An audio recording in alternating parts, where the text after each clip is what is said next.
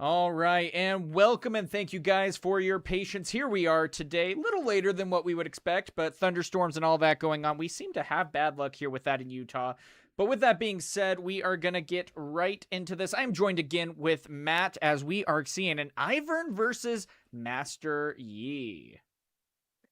Well, hello. Thank you so much for having me back. And it's going to be really interesting to see Ivern versus Use. We've got two decks that are very good at holding. One wants to just hold with lots of different units with tags, and the other deck just wants to hold with a singular unit and have a bunch of pump spells. So it's going to be interesting to see how this plays out because neither deck is really good at attacking. It's just kind of like it wants to get in and set up solidly, and we can already see that he's got a 5-point lead, which is quite significant. But the card advantage does certainly to be in favor of Ivern right now, but we are passing with a considerable amount of energy up. I don't feel comfortable having a bird and no other units. Oh, there Oh we no, are. we're just seeing a little bit of lag. Yeah, there we go. Okay, I feel much better about having that bird, the Astral Heron, versus a regular deflect bird. That's actually quite insane. The only problem with this is, I mean, the Heron is good. It's going to be able to add some stuff, but you're hoping that it is going to be able to survive this turn. I mean, it looks like that we are going to be hiding a card, so that means we can activate our hidden card first and then be able to play a card that costs 2 power and 2 energy less in response to this. But there is still a lot that we got to be prepared for. But it looks like we might not have that answer with Master Yi, and that, yeah, we very well might be just taking the rebuild. And we might as well. We're already up 6-4 in this case. And so we're going to have to see if there's maybe something that Ivern can do to try to shift the tide from this onslaught that could be coming this next turn. Yeah, so this is always kind of one of those things with the hold decks is you don't have to overcommit to the other battlefield until you're ready. So we can see that you've built an army in that back line ready to contest this Heron Bird, and the our Ivan player is going to be the one who has to act first. They have to fix the points deficit, and if they don't, they're going to lose. So Yi has the advantage of time is on their side. So it's going to force this interaction where we're going to be going for the Emperor's Divide so we can get back and get over. We now have two brushes, 8 Might Heron, 2 Might Deflect Bird. We get to play a dog, and yeah, this could be a really solid setup here. It just depends on what spells our Ivern players playing because a lot of their spells like that seem really impactful are things like friend. I can't remember if like friendship or something, which gives you +1 for each tag you have. It's just they're not like very expensive spells, but not paying a power for the 5 feels great. But you've got 7 energy already; you can afford to pay power. So yeah, we can have a peek and know if this attack is going to be safe. But we've got 2 hidden cards. That is scary, especially for Master Yi. But we do have our Rune Runner. So worst case, if there's a hidden blade, it's not doing anything. Well, and that's going to be the calculation that you need to make there too, and something that is so difficult about trying to encounter a ruin runner here is that yeah, you just can't target it. So it's like, all right, well, here we are, and then you're seeing the power of sabotage here, going to be able to make it very difficult because now you also have all these runes up, and in this case, now you have something that could help you. I mean, heck, even adding 2 more cards by targeting your own bird at this point to see if maybe you get another response could be a good action to take, but now that is cut short by sabotage.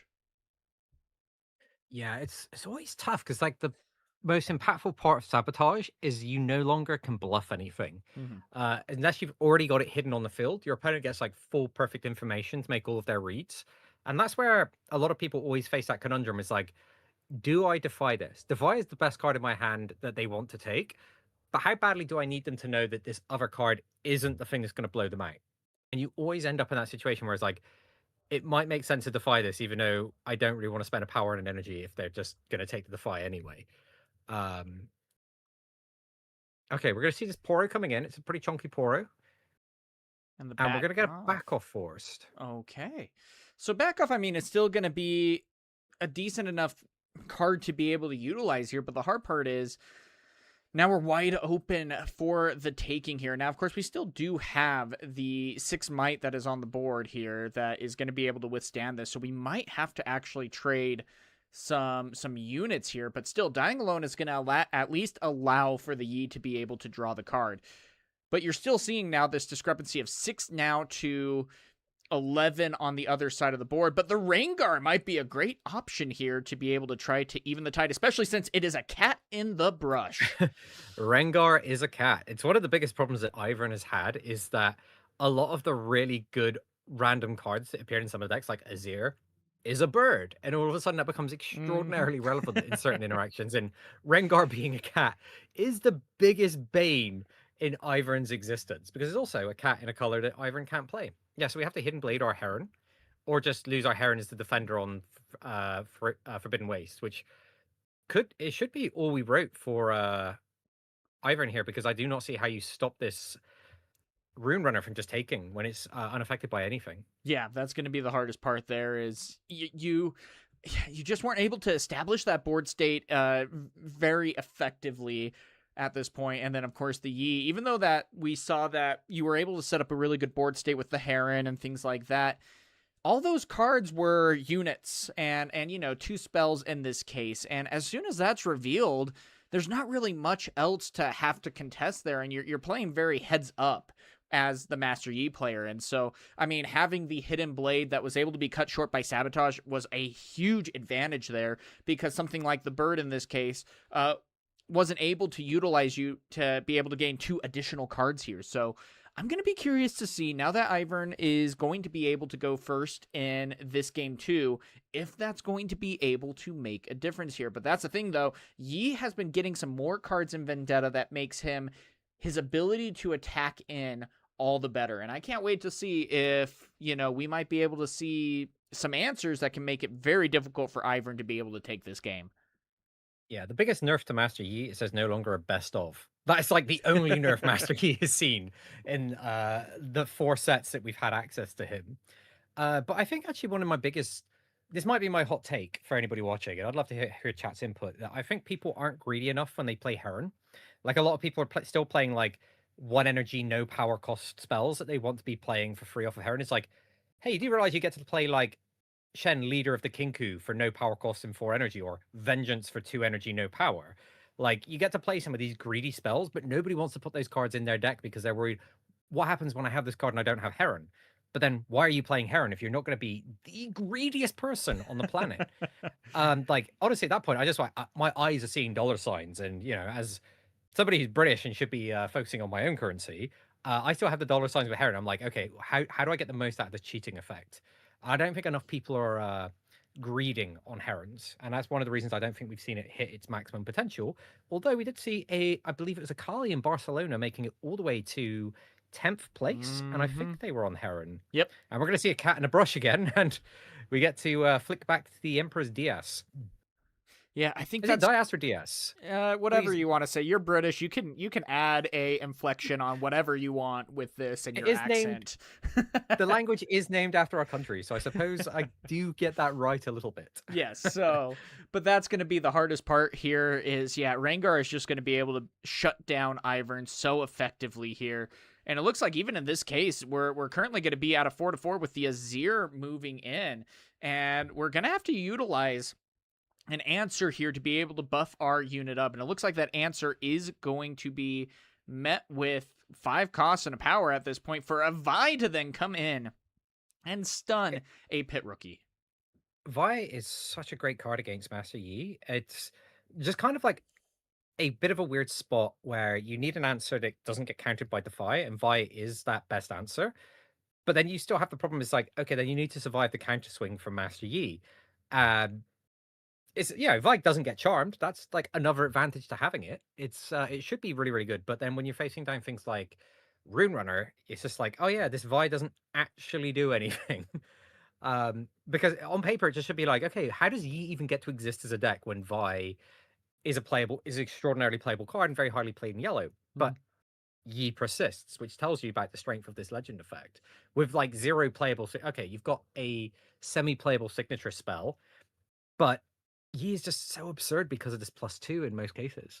Yeah, and that's going to be the hardest thing to try to combat with. And even where, like, in a normal game, this would be a great situation for you to be able to maybe pull back a champion, or, your Azir or Vi in this case, and try to get some other board states set up. But the hardest part is, exactly to your point, we're at a little bit of a standstill because it's like, well, if Master Yi ends up attacking in and we need to be able to do, and prepare for a punch first or whatever else they might be able to unravel here, it's gonna be a very difficult case for us to be able to make on trying to even pull back, even with something as powerful as Vi.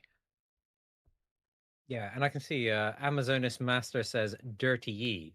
Well, you did also put Master in your username, so let's not blame Yi for everything wrong in the world. It's just this +2 is it makes this particular matchup when you're both hold decks, like you want to be the player who has a score cheat in this situation. Mhm. Holding is much harder than attacking, and these two decks happen to be incredible at holding. It's the case of if you have a score cheat that really helps you get around what the other deck is trying to do. This is why I'm such a huge fan of cards like Trinity Force, even though they're not being played very heavily in the format, or Shen, Leader of the Kinku. It's just a case of like, okay, you can sit over there on your island and I will win. I appreciate it. You just take ownership of that Amazonas Master. It's like, I can and I shall use Master in my title and still yell at the Master Yi. But it's a it's a very difficult situation because if you're behind and you have to be the attacker, you basically have this game where two people are loading muskets. They've got like they have to have a suitable army or responses set up on one side whilst preparing to siege the other side, and it comes down to like one showdown. And I think in that situation, I'd rather be Master Yi. That's going to be the difficult part here, and we're seeing just one unit being played out essentially from Yi each and every time. And that's the tricky part. You could have an arsenal of cards that you're just saving for that final push. Guess what? You're both scoring 1 point each turn at this point. And so it's like, all right, well, then who can go bigger? And that's going to be the toughest part. Because Yi has the ability to go bigger as we see a punch first coming in. So this is going to be maybe something to stop the Ivern from being able to continue to get additional cards in hand to build up this arsenal. We've already seen a Heron being added from the Ivern in this case. And so it's like, all right, here we go. If we can take out 2 units here and not be able to be targeted by spells and abilities, all right, then let's try to take out a Vi and Ivern. But looks like we have Friendship that is going to be coming in, allowing you to choose a unit and give +1 for each of the following targets, which is Bird, Cat, Dog, and Poro. So we'll see. Cat and Bird. So we're getting +2 off of this Friendship. And so ideally what we're doing here is we're saying, do you want to take our Azir and our Vi, or do you want to take the Ivern? And we're denying the ability to take Ivern and Vi, which were the 2 priority targets for this punch first. But that's assuming Massey isn't holding Discipline, Unguard, even Primal Strength. Although against green, you'd probably side out the Primal Strength because the Fi getting maximum value off of that is quite insane. But we do still have that other attacker of Master Yi in the backline. And as Yi, we also don't have to win this turn. We're not forced into overextending here. We can just actually test our opponent's units and stuff out, and we're also making it very hard for them to establish this Heron, because if we strip them down here and if we get them off this point, it's going to be very hard for Ivern to find a window to play the Heron again. And yeah, here we go. We're going to keep seeing how these exchanges are going to be added, but it looks like even still, we're going to be able to use an hourglass to be able to then save our potentially, yeah, our camel at this point. And so the scary part with that is with Ruin Runner, I'm thinking that we might even be able to see a first mate to then ready it up and just completely take both battlefields. That's exactly what I'm worried about. Like my heart would have sunk in. Sorry, I should speak past tense if I'm talking about somebody else. Again, with that whole being English and speaking British. But when you see a aggressive camel push with a punch first, if there is a first mate, this is absolutely catastrophic for Ivern. Is we're going to lose this entire battlefield, and then Yi's going to be set up with their end game effectively. Yep. Oh, okay. We're able to take down both the Vi and also the Ivern. Is its first mate? Oh god, yeah. You called it, and it's exactly what happened. It's like watching a horror film and saying, no, don't go alone, don't split up. It's behind you. And yeah, it definitely was behind you. It was the first mate. Yep, and I mean, that's about as great of a situation that you could ever ask for when trying to take down a field that Ivern was able to build up. And now it's like, all right, we're sitting pretty. We've done the job. Ivern still has 4 cards left in hand, but you are stuck in a very difficult predicament here of trying to be able to utilize this situation and make good of it. How are you going to then be able to take down Seat of Power, especially when you have a couple of items that can up your might, but not nearly as well as what Master Yi has been able to do here. So can you get over 8 when you only have a cat that's at 3? So this is the biggest problem that Ivern is going to face, is that we kind of have to take some risks here. And Master Yi, if they make a bet, they look at what you set up on this other battlefield and say, I don't know if I can take this. It's very likely they can just shove their whole army onto the seat of power, and Ivern will not be able to take it. And you could say, yeah, sure, I'm going to lose out on my Yi bonus. But you've got 4, 5, 6, 7, 8, 9 plus 6, 15 might on the back line if this camel falls. And this camel at the moment is currently trading with Vi because we can't stun it. So as Ivern, we kind of have to take the risk here. And Ivern's going to be going to 6 and also is almost completely tapped out. So it's a bit of a dire situation. Key barrier. Oh, this card is so good. I love this card. It's so strong in these aggressive matchups, and we're gonna have to defy this. No, this is a good chance to be, or this is a good situation to defy too, because especially with only 3 cards left in hand against the Ivern, and 2 runes up, what else could they possibly be trying to utilize here? And that's going to be the hardest part. So yeah, we are going to be doing a trade, and unfortunately that's not going to be enough to be able to withstand what Yi's going to be able to dish out. It's like, all right, well, here's a simple pit rookie here, and it's like you're staring death in the face and you're like, well, here we go. Yeah, it's a case with Master Yi, then it's 100% correct to defy there, because you want to entangle as much of your opponent's resources and prevent them from being able to hold up a bunch of responses when you've got attacker's advantage going into the 6 to 8 range. So it's like, okay, I just need my opponent's resources drained so that when I push in, they can't do anything about it. So it's fine to make questionable defy choices, because it's like, okay, yeah, sure, I just need you to be tapped out when I come in. This back off is strong, but we're going to get to retain our cat, and then we can decide actually if we just shove up and decide we're just going to try and hold out on this seat of power. Although the biggest concern from that would be Daisy. But yeah, now we can just take it because we've got 2 units left. The math just works out in our favor. Yeah, sorry. So yeah, I got too excited running down a rabbit hole when I really was just like, hey, numbers. Bigger number wins. By the way, yes, math does math. Yeah, math is actually a thing. Yeah, and we can see Yi was so comfortable here. Mm-hmm. They had a rampage they didn't even play, another Rengar, a pit rookie, and yeah, I do have a love for Ivern. I think is incredibly strong legend. I know Marshall was on Ivern, I believe, in Barcelona from Challenger TCG. Mm-hmm. And I've loved watching a lot of Ivern play. It's just like you always do have that problem that it feels like it's kind of weaker at doing something that another deck is already doing better. And we're going to be seeing Teemo versus Ezreal. 2 Blurples going off in completely different order. That's a fun match. Yeah, I really do. I've earned. Yeah. Well, and that's the thing. I love that flood. Sorry, no, flood. No, show. I just saw that. Amazing. Just saw that. Yeah. I'm gonna steal that in future, by the way, just so you know. The nice part about that too, with the Ivern, before we dive too much into this match here, is that you have to respect the deck a lot more now. I think, because it's been given the utility. Now, of course, with Master Yi, it still is a top deck for the reason, but there is like one slight misplay. If you just don't happen to get the draw just as well as you need to, then Ivern can capitalize on that. Now, in this case, we saw 2 games in which Yi just was able to get the draws needed, especially, gosh, with that dang cat of Rengar being able to just swing in time after time and do the dirty work, especially with Ruin Runner, both game 1 and game 2. Still, though, you got to be careful with Ivern. Yeah, that cat's out of the bag. And if Rengar wasn't one of the most influential cards in the entire expansion, Ivern would probably be in a better place. I do think it's a great deck, and every set we've... I especially think Vendetta had so many great cards for Ivern. I think the Heron is insane, but I do think that if you're going to play Heron, you need to start getting greedy. And we're going to be seeing a 5 hidden card reveal for this Teemo strategist that's going to be able to nuke 5 damage. Oh, sorry, 4 damage over on this. And we could have ooh. a Wages of Pain to clear up this Thousand-Tail Watcher.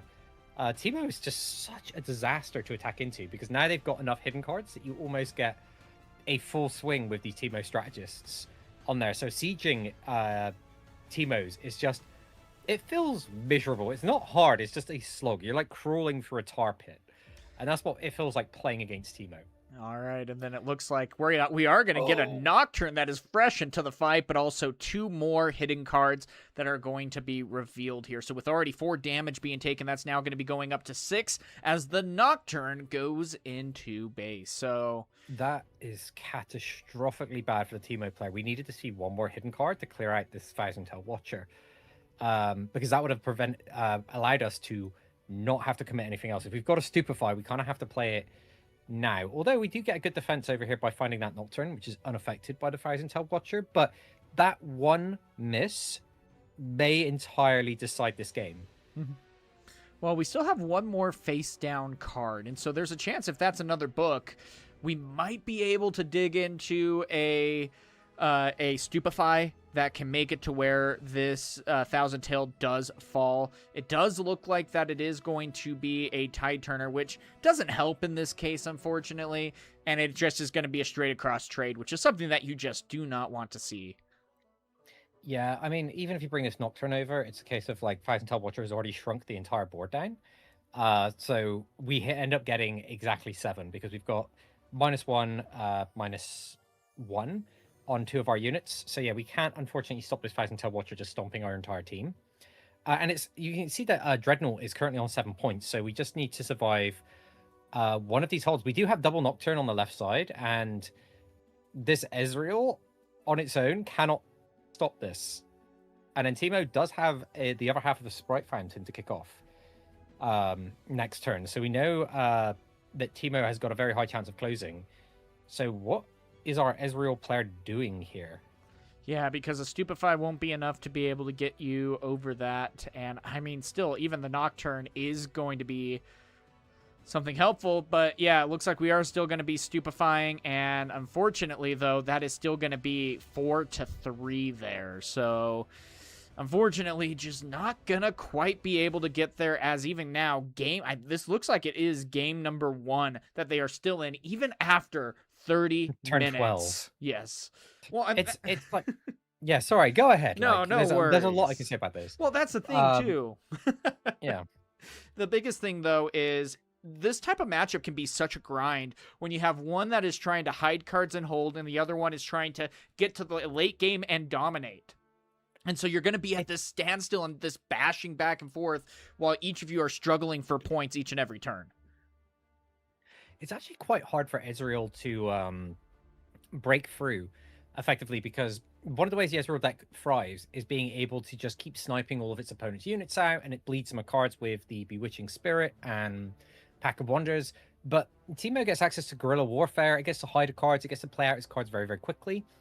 It gets in, it starts scoring points, and even if you're playing things like Wages of Pain to snipe away the Teemo units, they just flip up a hidden card, and all of a sudden they're still getting those hold points. Mm-hmm. And Ezreal ends up getting on the back foot very quickly in terms of points. Even though the Ezreal deck in the long grind should win, the fact that Teemo is more aggressive at scoring it certainly comes into play. And Ezreal doesn't like decks that score through all of its removal and all of its slow playing. It's like, effectively, if your opponent can just accelerate a Kai'Sa straight in, that is like a huge problem for these Ezreal decks. Mm-hmm. Even though Brady King keeps doing extraordinarily well at these tournaments on this slow and grindy version of Ezreal, there are definitely holes in the deck that can be exploited. Even though when you first play it, you go, this game feels unfun. How is this Ezreal discard everything and make my life miserable deck allowed to exist? And the answer is, you do have options to play into it. Yeah, well, and I think that's also when you are going against Teemo, which is a hidden heavy deck, you know, it can be so easy to overthink what could be hidden. Even if you do happen to even know what's hidden too, it's like, well, great, how do I then get over that? So here we go then with a Sprite call to come out at the beginning. We're going to be going into the Dusk Lab, and that's going to give us not only a point, but an additional draw 1 at the start of our next turn. So already a really good start on top of that for Teemo, and we are going to be hiding the Teemo into that base so that we are able to score on top of that. Yeah, and we're going to respond to this Dusk trigger or our temporary triggers. So we're certainly holding this. There's no universe in which Ezreal actually clears both of these. So we're going to be getting our whole point here. And even if we go for a Deadly Flourish, we flip up the Teemo and we get our whole point. But the advantage is as Ezreal, we get to make a gold, and we currently have a rune lead in terms of economy. But the biggest strength of Teemo is that you're not paying fairly for your cards. You're hiding them, and you're using your legend ability in order to reduce it, so you're not even paying power costs on this. Yeah. And we can pick up this Teemo as well. Like, so we get this point, we can play another unit onto this this Duskbros lab, pick up the Teemo, re-hide it. So we haven't actually accomplished that much with this Flourish. We've made a gold, and we've killed a temporary sprite. Mm-hmm. And so we've stopped Teemo drawing a card. That is what we've accomplished. And so the Tide Turner, though, is going to be a good play here as well, being able to switch with the readied Teemo and then being able to score another point. And then to your point, you even could play out another unit. Yeah, nope, you can at this point, and then call Teemo hide home. on both. Yeah. Yeah, you can pick up the Teemo, hide back on the Dusk Road. You can hide 2 cards here, and we don't even have to spend a power for it. Like, this is like the reason that Teemo is so obnoxious to play into, because those hidden cards, like the difference between misreading a Shroud of Darkness versus a Teemo Strategist versus a Switcheroo, making the wrong read is catastrophic when you make your attacks. And that's why Teemo is such a fun deck to play, because like you're playing poker against your opponent, where your opponent is like, well, I don't know what you hide, because all your hidden cards are not bad cards. You don't put bad cards in your deck. Mm-hmm. But if I make the wrong read, I can get blown out so hard that I lose the game on the spot. Like, do you want to play Bewitching Spirit here, pick it back up, and then play it again, and watch Teemo go to 5 points? Probably not. So Ezreal's like got to do something, but you're playing into 2 hidden cards. And that's the tough part, too, because even if you do go for stuff like Singularity and things like that, it's like, all right, cool. Well, if there's still a unit there that gets flipped up and remains at the battlefield, there's going to be no tools in my arsenal to then go and take points here. We're at 3-0 right now, and it is getting more and more difficult to be able to build up our board state and continue to get things going. And even with now Teemo only having 2 cards in hand, it's like, well, you know, our Spirit isn't going to be able to really make a good utilization of discarding cards at this point, but we need to start getting something down to be able to answer. And here we go with the Ezreal, trying to discard a card and draw 2, but we'll see if this is going to be enough to be able to get into this game, because right now, I don't think Ezreal's really doing too much. And yeah, it's super tough because Teemo gets to play all of his cards down very, very quickly. And even if you Singularity and these 2 hidden cards end up being units, we can also pick those back up with our Legend, so they can be re-hidden. And then if we have the Wind Spirit, which lets us return a unit that has a different unit has Fearless, we could potentially save a unit, still secure that hold, pick it back up, and then have more hidden cards. So Ezreal's under an extraordinarily large amount of pressure to set up this turn for a Thousand Tail Watcher next turn. So yeah, we're going to be seeing the Sprite, but we basically need to see both of these battlefields next turn to get control of this game. Otherwise, because Ezreal will win the grind game, but Ezreal's not being given the time. And that's how you play into Ezreal, is you just say, I'm just going to assume that you'll win late game and make it like so aggressive that you don't have any breathing room. Like, for example, that last turn we just talked about, you could not make Teemo discard those 2 cards without effectively almost throwing the entire game. Yeah. And that's the kind of situation you want to play into against an Ezreal. Well, and that's the thing. It's like, well, now we've passed our turn. Our opponent's going up to 5. And what do we have to show for it? This next turn for Ezreal is going to have to be a big one here. And we're going to start refilling our hands on top of that too. So it's like, all right, cool. Here's another 2 cards. They also could be hidden cards to help us continue to prepare for what's to come.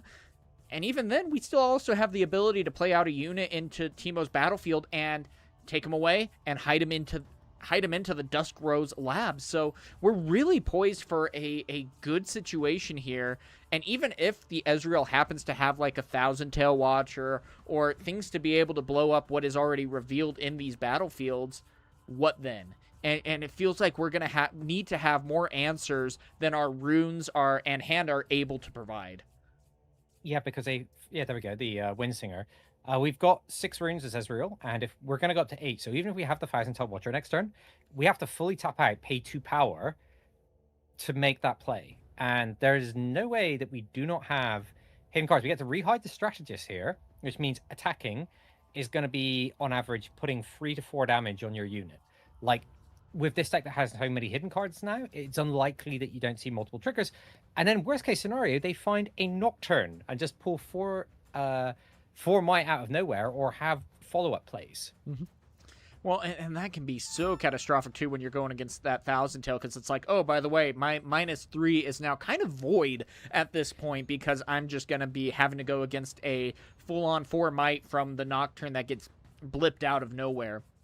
And this is interesting, too, seeing that the Teemo is leaving 3 runes at the ready. So this is going to be interesting to see what will be able to be done by the Ezreal, but I don't know. I think Teemo, especially just being able to get the stuff moving, is going to be able to make some fireworks go.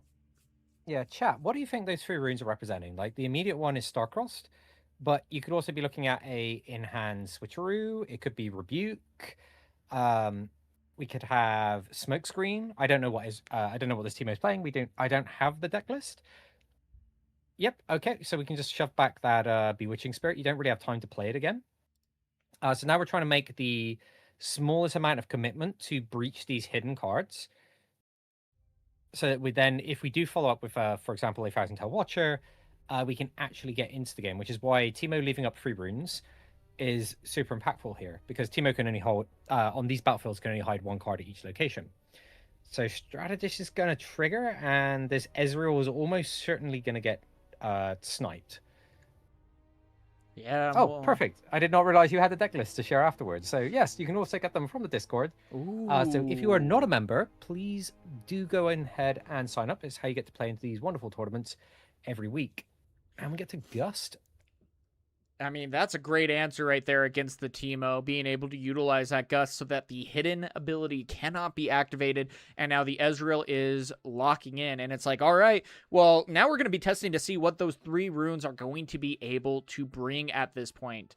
And I don't know, it doesn't look like there is going to be any answers. That might have been a bit of a bluff, and that could be a big setback at this point. This is where we can turn the corners, Ezreal. If we've got Bellows Breath, we can just strip down both of these Wing Singers, and then we can just play another Bewitching Spirit and be right back in on this game. Because Teemo, again, the weakness is you have to be on a battlefield to hide cards.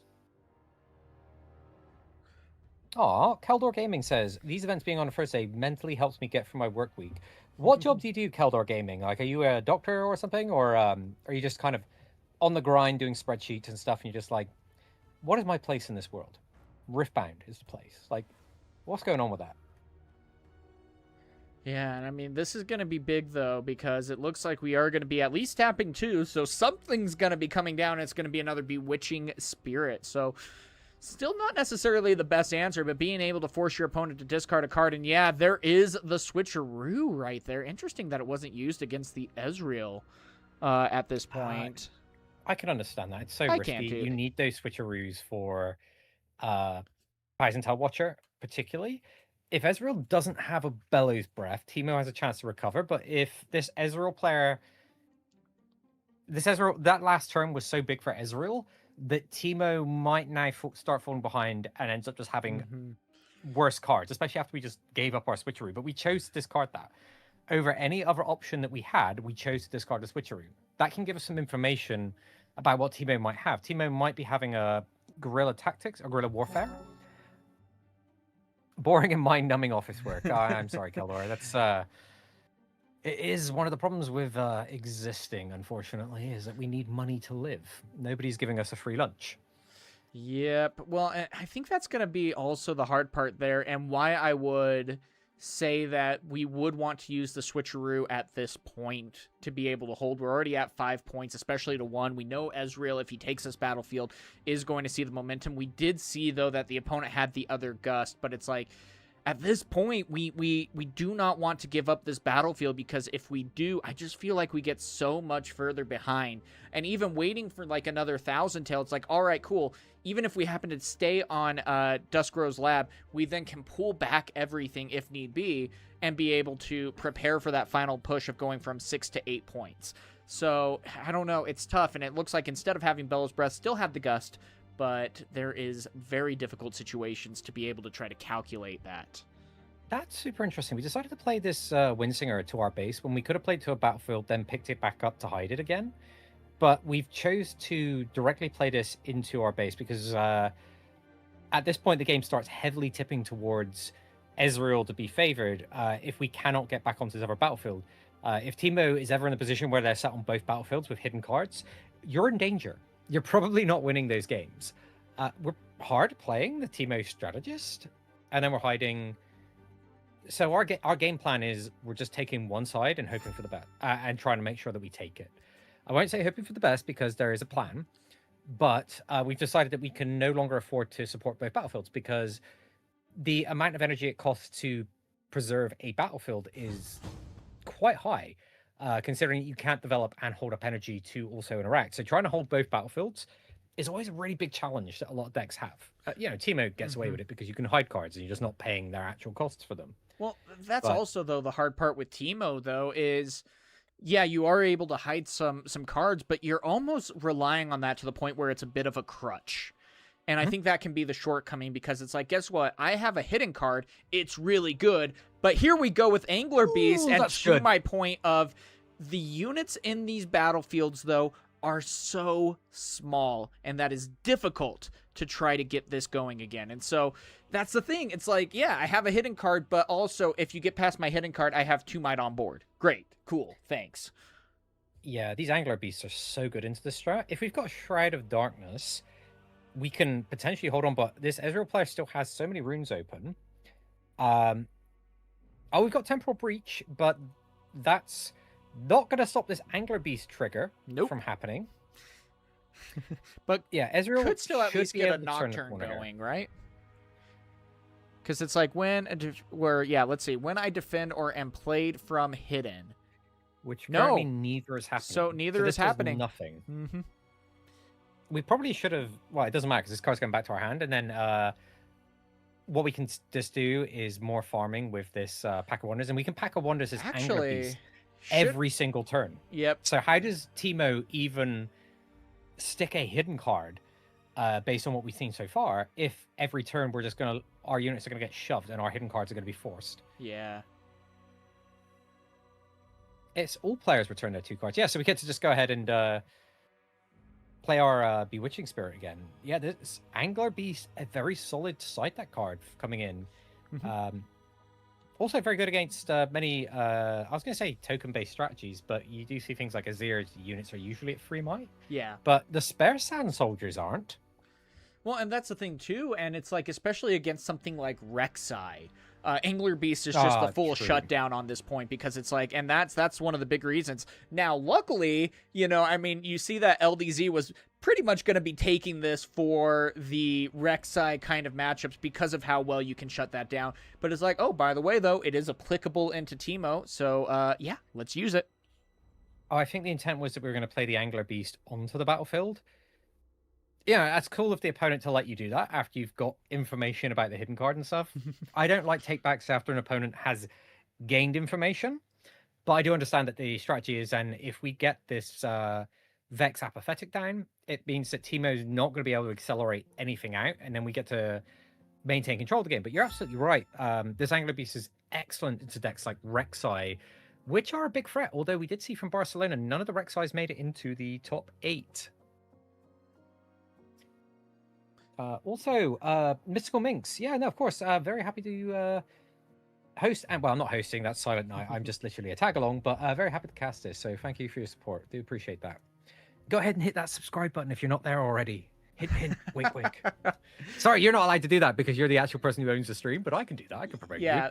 That's my friend. Hit that subscribe button. That's the funny part, because like in all my years of commentating, I've never said, please like, comment, and subscribe in like a video or a live stream. I hate saying that for some reason. Like, I don't know what it is. It's a challenge because as part of like the growth on these kind of digital platforms, is that you need a call to action, and it does work, but it feels icky because you know how you feel every time somebody else does it, but it's like it's part of playing the game. And it's like, do you want to play good cards, or do you want to handicap yourself by not playing the good cards? And that's what not having that call to action kind of does feel unfortunate, even if it feels icky. It's true. Oh, but here we go, though, with the Bewitching Spirit. It's just going to be immediately played twice, and then at this point, you still even have enough to be able to play Angler Beast. This is just going to be a full lockdown at this point. Every witch turn, you're going to be able to say goodbye and hello to this time and time again. Yeah, Teemo should be locked out from the rest of the game at this point. Unless they've got a specific answer to this Pack of Wonders Angler Beast combo. It has to be Singularity. It's going to be... That's the only...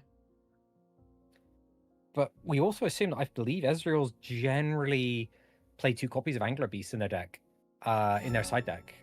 Although I could be wrong. Yeah, but also what I'm saying, though, too, is like you have to have that answer, if anything. And so it's like, that's the hard part, though. If we can find that Singularity, cool. But at this point, it's like, this is Ezreal's game for the taking here, and he's been able to set up the lockdown to really punish the Teemo here, and very well done with that. And These Gaming has subscribed at tier 1, and they've subscribed for 2 months. Thank you so much for supporting the channel. We do really appreciate you for this. Sorry, I'm saying that on your behalf because you're again not allowed to say it, but I can say it because it's not my channel. I appreciate that. No, thank you. And no, it's been really fun. I've played a lot of games here and been able to see a lot of action here. And now we have a Fizz coming in for another stack deck, oddly enough. I like how you're saying that like a Riftbound boomer, even though we literally the game only came out last year. It's like, I've seen a lot of games in my time, and back in Origins, I've been around blowing up Origins. everything. And there's the Bellows Breath. Yep, exactly what Keldor was saying.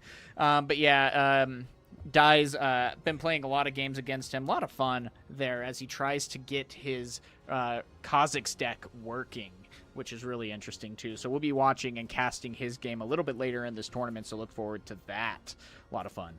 But yeah, that Bellows Breath though, whoo, and it's repeated. Oh yeah, we don't need to keep picking up this Angler Beast if we just have the Bellows. We can just strip everything down, and then we can get our 5th point, and we can just keep picking up this this Fizz, and then we've got the Bellows Breath sitting in our trash to replay. We get the extra draw off of Ezreal. Ezreal's basically holding Exodia at this point.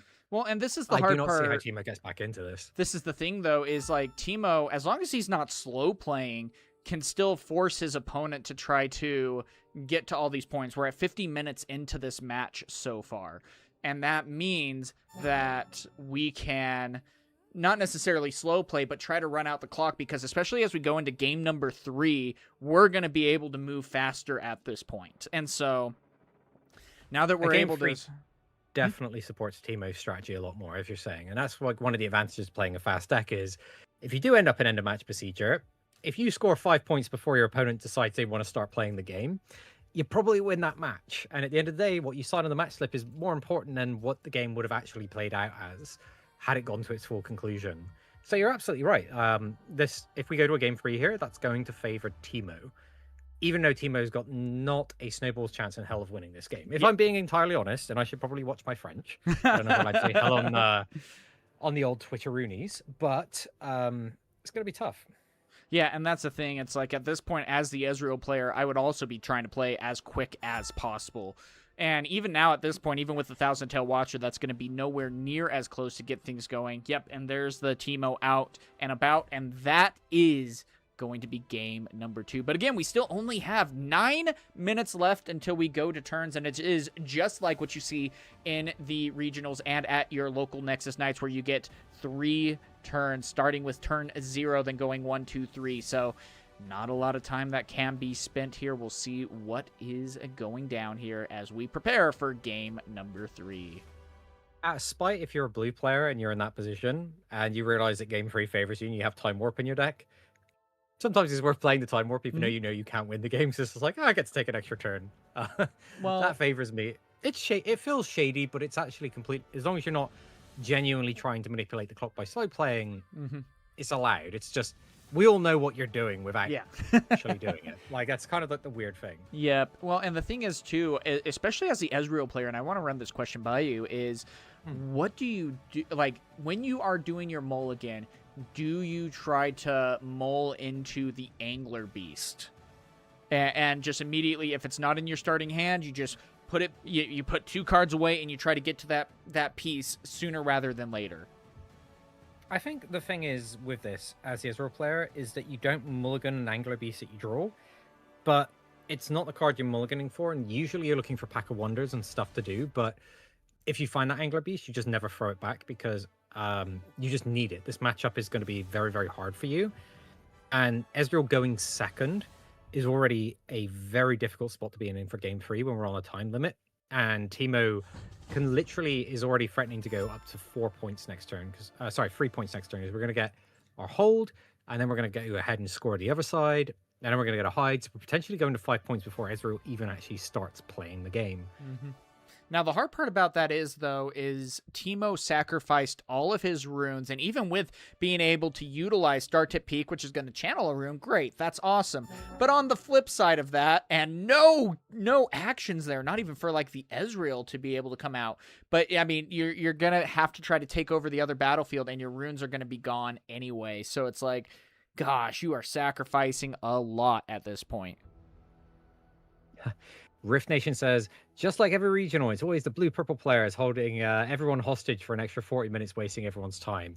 So, sir, have you seen the Aurora decks? Some of them, people won't concede because they're like, no, I can beat 3 Elder Dragons, and they'll play out the entire matchup. It's not always the blue-purple decks, good sir. Yeah, and that's going to be the hard part here on seeing what can happen there. Because, I mean, we even had people complaining on Twitter that there was just a long time of oh wow, and there's Wages of Pain of waiting for that. And I'm wondering if like there's a time limit, but then you also have the judges that are going to have to watch the slow playing and those who are ahead just using up the time at that point. And unfortunately, yeah, that's going to be things that people also taking advantage of. Yeah, and you know what, if anybody's never judged a TCG before, one of the hardest parts is slow play, because the empathy that you have as a judge, if you've played a lot of the game, that you know certain turns require a certain amount of thought, and slow play is very much up to, why did we not flip up this? Because it was played this turn, right? No. It was. No, it was because it was Sprite. And then he hit that the is card. A huge mistake, because we didn't have to hide that card until after the Sprite had resolved. We just assumed our opponent wouldn't do anything.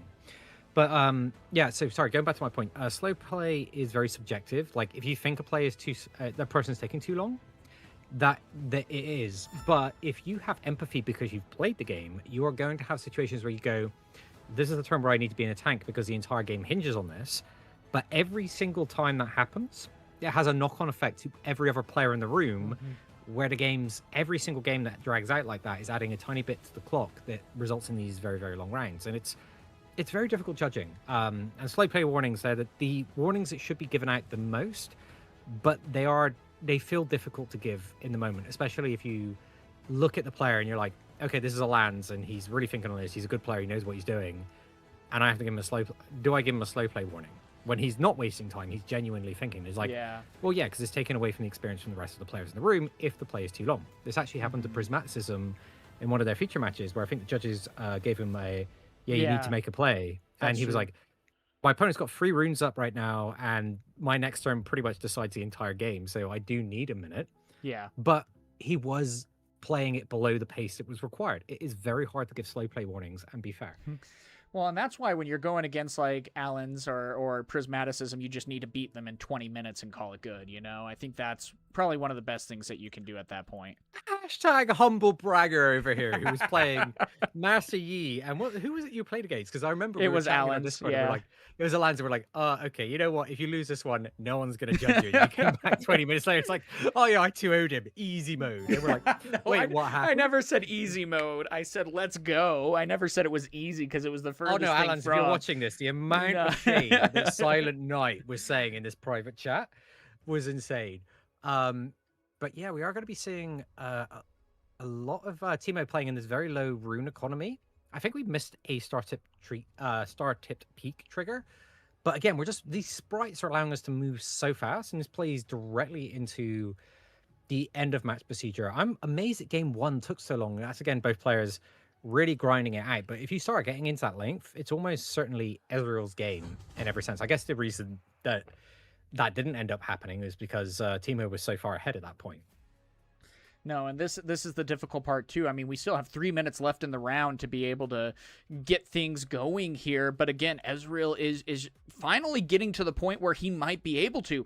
But we're at 2 minutes left until time is called and we go into turns. And can we somehow make up the 5 points? We need to start scoring next turn. Otherwise, there is going to be no way that we are able to do so. Well, the best you can hope for in that situation is a draw, right? Because you have to be 2 points lead on the opponent for the game to be considered a win for you. Correct. And that is very tough when Ezreal wants to grind you out and then say, okay, now that you're out of gas, I'm going to start firing missiles at you. Yeah. And we're not, oh, okay, we're going to see it turn to dust. Yeah, Pack of Wonders is a card that you kind of almost have to kill on sight. Whenever there's a deck playing Pack of Wonders, you can assume they're going to be doing some really, really unfun, unfair stuff. So do not feel bad about firing your salvages off immediately into Pack of Wonders and don't even feel bad about it. Well, but this is also going to be a big turn here that we need to get some answers going. We have Deadly Flourish. That's going to be able to create some gold and stuff, but we need units. We've been able to endure what Teemo has been able to dish out so far. Sprite Call is going to allow us to maintain control, but that's the hard part. You're not going to be able to do anything at that point. The Tide Turner's going to go. You're not going to be able to score. And now Ezreal is going to need to get units out. So on the following turn, we at least can get to 2 points and hope that we don't go to time. But we are. Okay, so I think that was so telling that we hit that Sprite card as opposed to actually just playing it, because we know that against any Ezreal removal, the Sprites will not hold. And we still chose to fire that off because, yeah, the Sprite currently does nothing. It doesn't hold. It doesn't prevent. The Wages of Pain feels a little bit suspect. But okay, we're getting the Ezreal troll, so it makes sense. But hiding it when we literally had a card that said score a point when you play me during your turn, hiding it feels very suspect. So why would Teemo do that? Like, what would you have to have in your hand to decide that hiding that card that was very, very vulnerable to opponent's removal was worth hiding? And that's the kind of read you want to make if you're a player looking to start going from the difference between day 1 and day 2, is giving the opponent the charity of thought. Like, why would they do that when that feels to me bad? Yeah. There's a reason that they probably made that play that made sense to them. It doesn't necessarily mean it's right. Okay, we have another Sprite's cool. I still wouldn't have played that first one. 1 second. I still wouldn't have played that first one. If I'm... All right, it is time for turns. Time for turns. Sorry? Okay, so on turn 0. You are turn 0. Thank you. All right. Okay, had to tell them it was turn 0 Welcome before back. he ended turn. So I love your points. Don't get me wrong, but needed to tell them while it was still his turn. Yeah, I thought you were just kicking me out and saying, hey, you know what? I'm tired of this guy. He's spilling Yeah. too much sauce. No, but I mean, the guerrilla warfare also is going to be a good card to be able to hold things down a little bit more, especially when we have no cards left.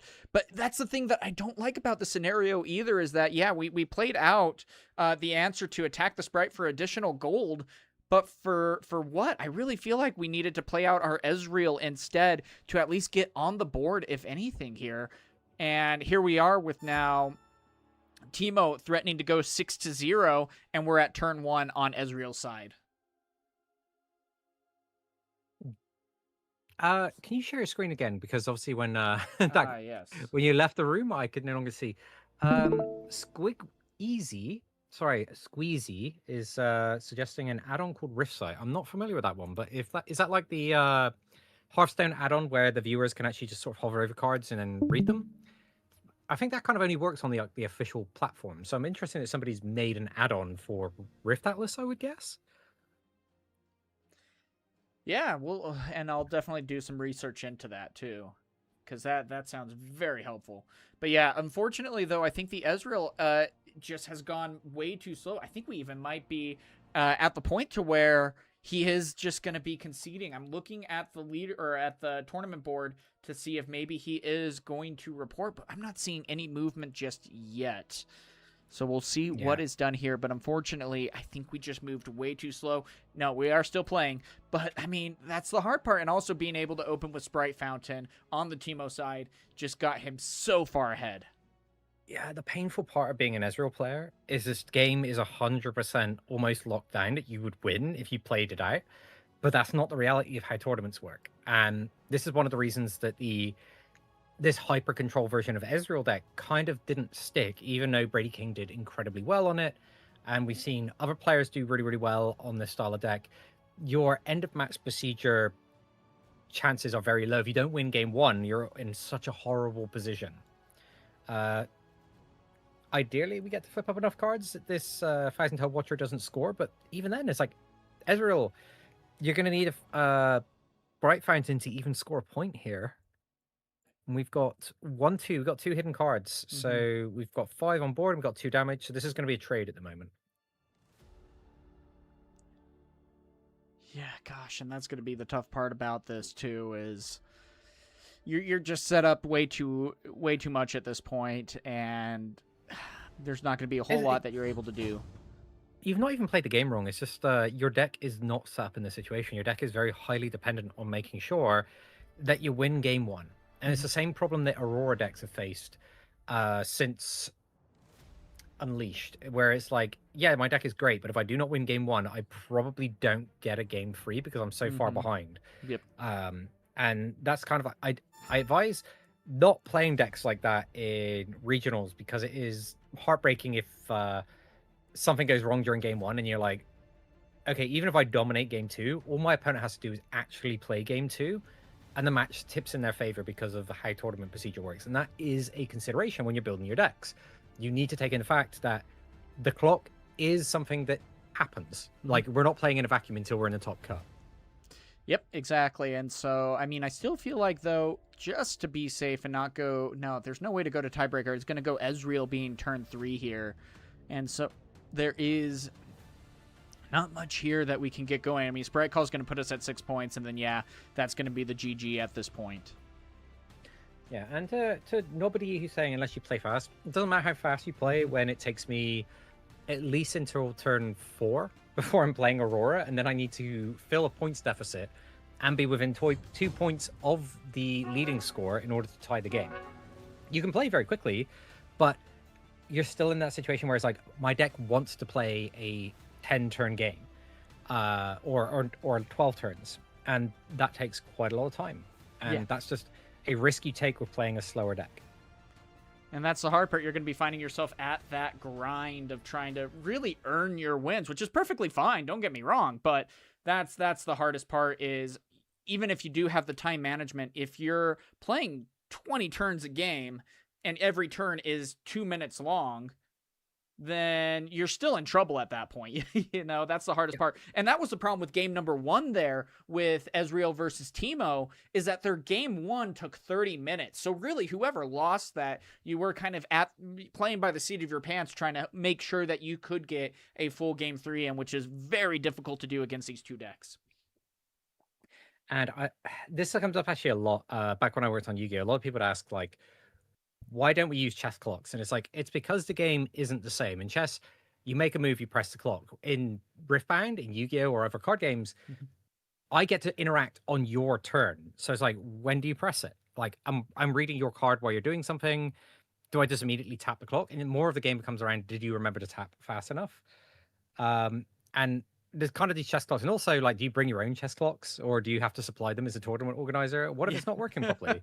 Like, you know, there's a lot of things where it's like, and whose fault? Who's actually responsible for this? And it's different. It's like, this is why, like, the digital clients for things like MTG Arena has been so good for those styles of players. But we have seen that for Magic the Gathering, for example, no one really plays Standard anymore because all of those players went to Magic Arena and everybody else plays Commander or a different card game. That's just kind of what ended up happening. But yeah, it's a tough situation, and it's just if you choose to play one of these decks that wants to win in the late game, you have to take into consideration how important game 1 is, and you need to be trying to win it. Otherwise, it's just the nature of how tournaments work. Yep, exactly. And so the hard part is too, is there's no correct answer on how to actually deal with that. It's been something that we've been having as an issue since card games were invented. You know, unfortunately, when you're at that competitive play yeah, that's the hard part. And so trying to find that kind of balance can be very difficult. But just real quick, while you guys are here and we're trying to get to our next game, for those of you who don't know, this is a tournament that we run each and every week. And if you end up wanting to be a part of that, you're more than welcome to. We have the Discord down in the description below for you guys that you can click on and see for yourself. And then what you're able to do is every Thursday, you are able to sign up and play a regular style of like Nexus Night, essentially. And what that's going to mean is that you can play your 3 rounds and call it good there. So yeah, always free and always a good time. Yeah, I highly recommend it. It's always good to just get a bit of an idea. And because we're playing on online platforms, it's not even about card accessibility. You get to live in Fantasyland where you have access to everything. And it's just a great way if you're going to buy the single cards to go, do I even like the deck that I'm about to invest in? Like, do I buy all of these really, really expensive Lilia cards and then find out after 2 or 3 games, I do not like this at all? We're going to be seeing Sabotage coming down before our Rengar player gets to commit anything. I think the most terrible part about this is that our Sabotage is coming down the turn after Brutalizer has been found. And it's like, oh, well, yeah, the only good card here I'd suggest is probably Charmed. You could make a Charm. Sorry, not Charmed, the TV series. Discipline is the other argument there because of the Ravenbloom student. But yeah, this is tough. If we move forward, Lilia has no shortage of cards that are going to be able to score. And now we've got a Ravenbloom student backed up by double Stupefy and Charm. It's kind of insane. And this is the thing. I've been playing a lot of Rengar lately. It's been one that I've been trying to make my main deck. I went against a Lilia at my Nexus Night and learned how difficult of a matchup this really is. That's going to be the biggest thing, is that you need to, as the Rengar player, win game number 1. And even then, after that, what we saw like with the Ornn that was able to win the regionals is that they have their decrees, and both colors absolutely devastate Rengar.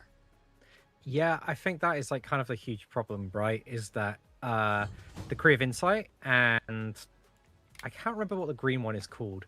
Both of those are just so good into Rengar, and I think Rengar's decrees on the return, Decree of Rage is not very, very good into a lot of this because like the sprites don't have a color, Ravenbloom doesn't have a color. You're not really getting any damage on there. And then you've got the decree that makes them discard a blue card, and it's like, that's great if I find Thousand-Tail Watcher or if I find things like Singularity and stuff, but there's no guarantee. It doesn't really answer any of the green gear, which is kind of like the way that they actually stat contest you in these decks. So it's almost like your decrees are a disadvantage to their decrees. And that was huge for Prismaticism in the top 8, where you saw both decrees up and you could just see him shaking his head where he's just like, I can't believe he had both of them, because it was just such huge stat swings on both of them. Well, and that's going to be the hard part, too, about trying to make those kinds of calculations, especially on both sides. How do you try to defend against what Rengar is able to dish out on Might? But at the same time, what are you able to do with Lilia? I mean, we already are seeing, like, the Brutalizer. There's other answers that you're able to utilize here.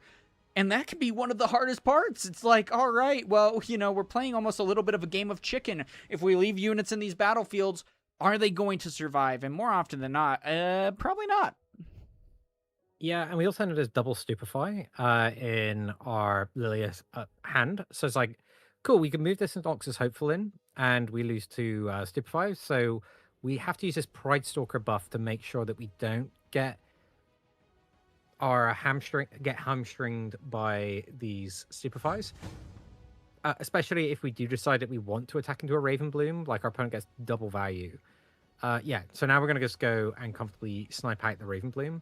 I'd be surprised if we went for the Lilia. I can see that being a high value target, but I don't know if I agree with that. Like, Ravenbloom feels a lot better, but I guess then with Lilia, you get to use Smoke and Mirrors. So, actually, that's a question for you in chat as well. Like, in that situation, do you go for the Ravenbloom student or do you go for the Lilia?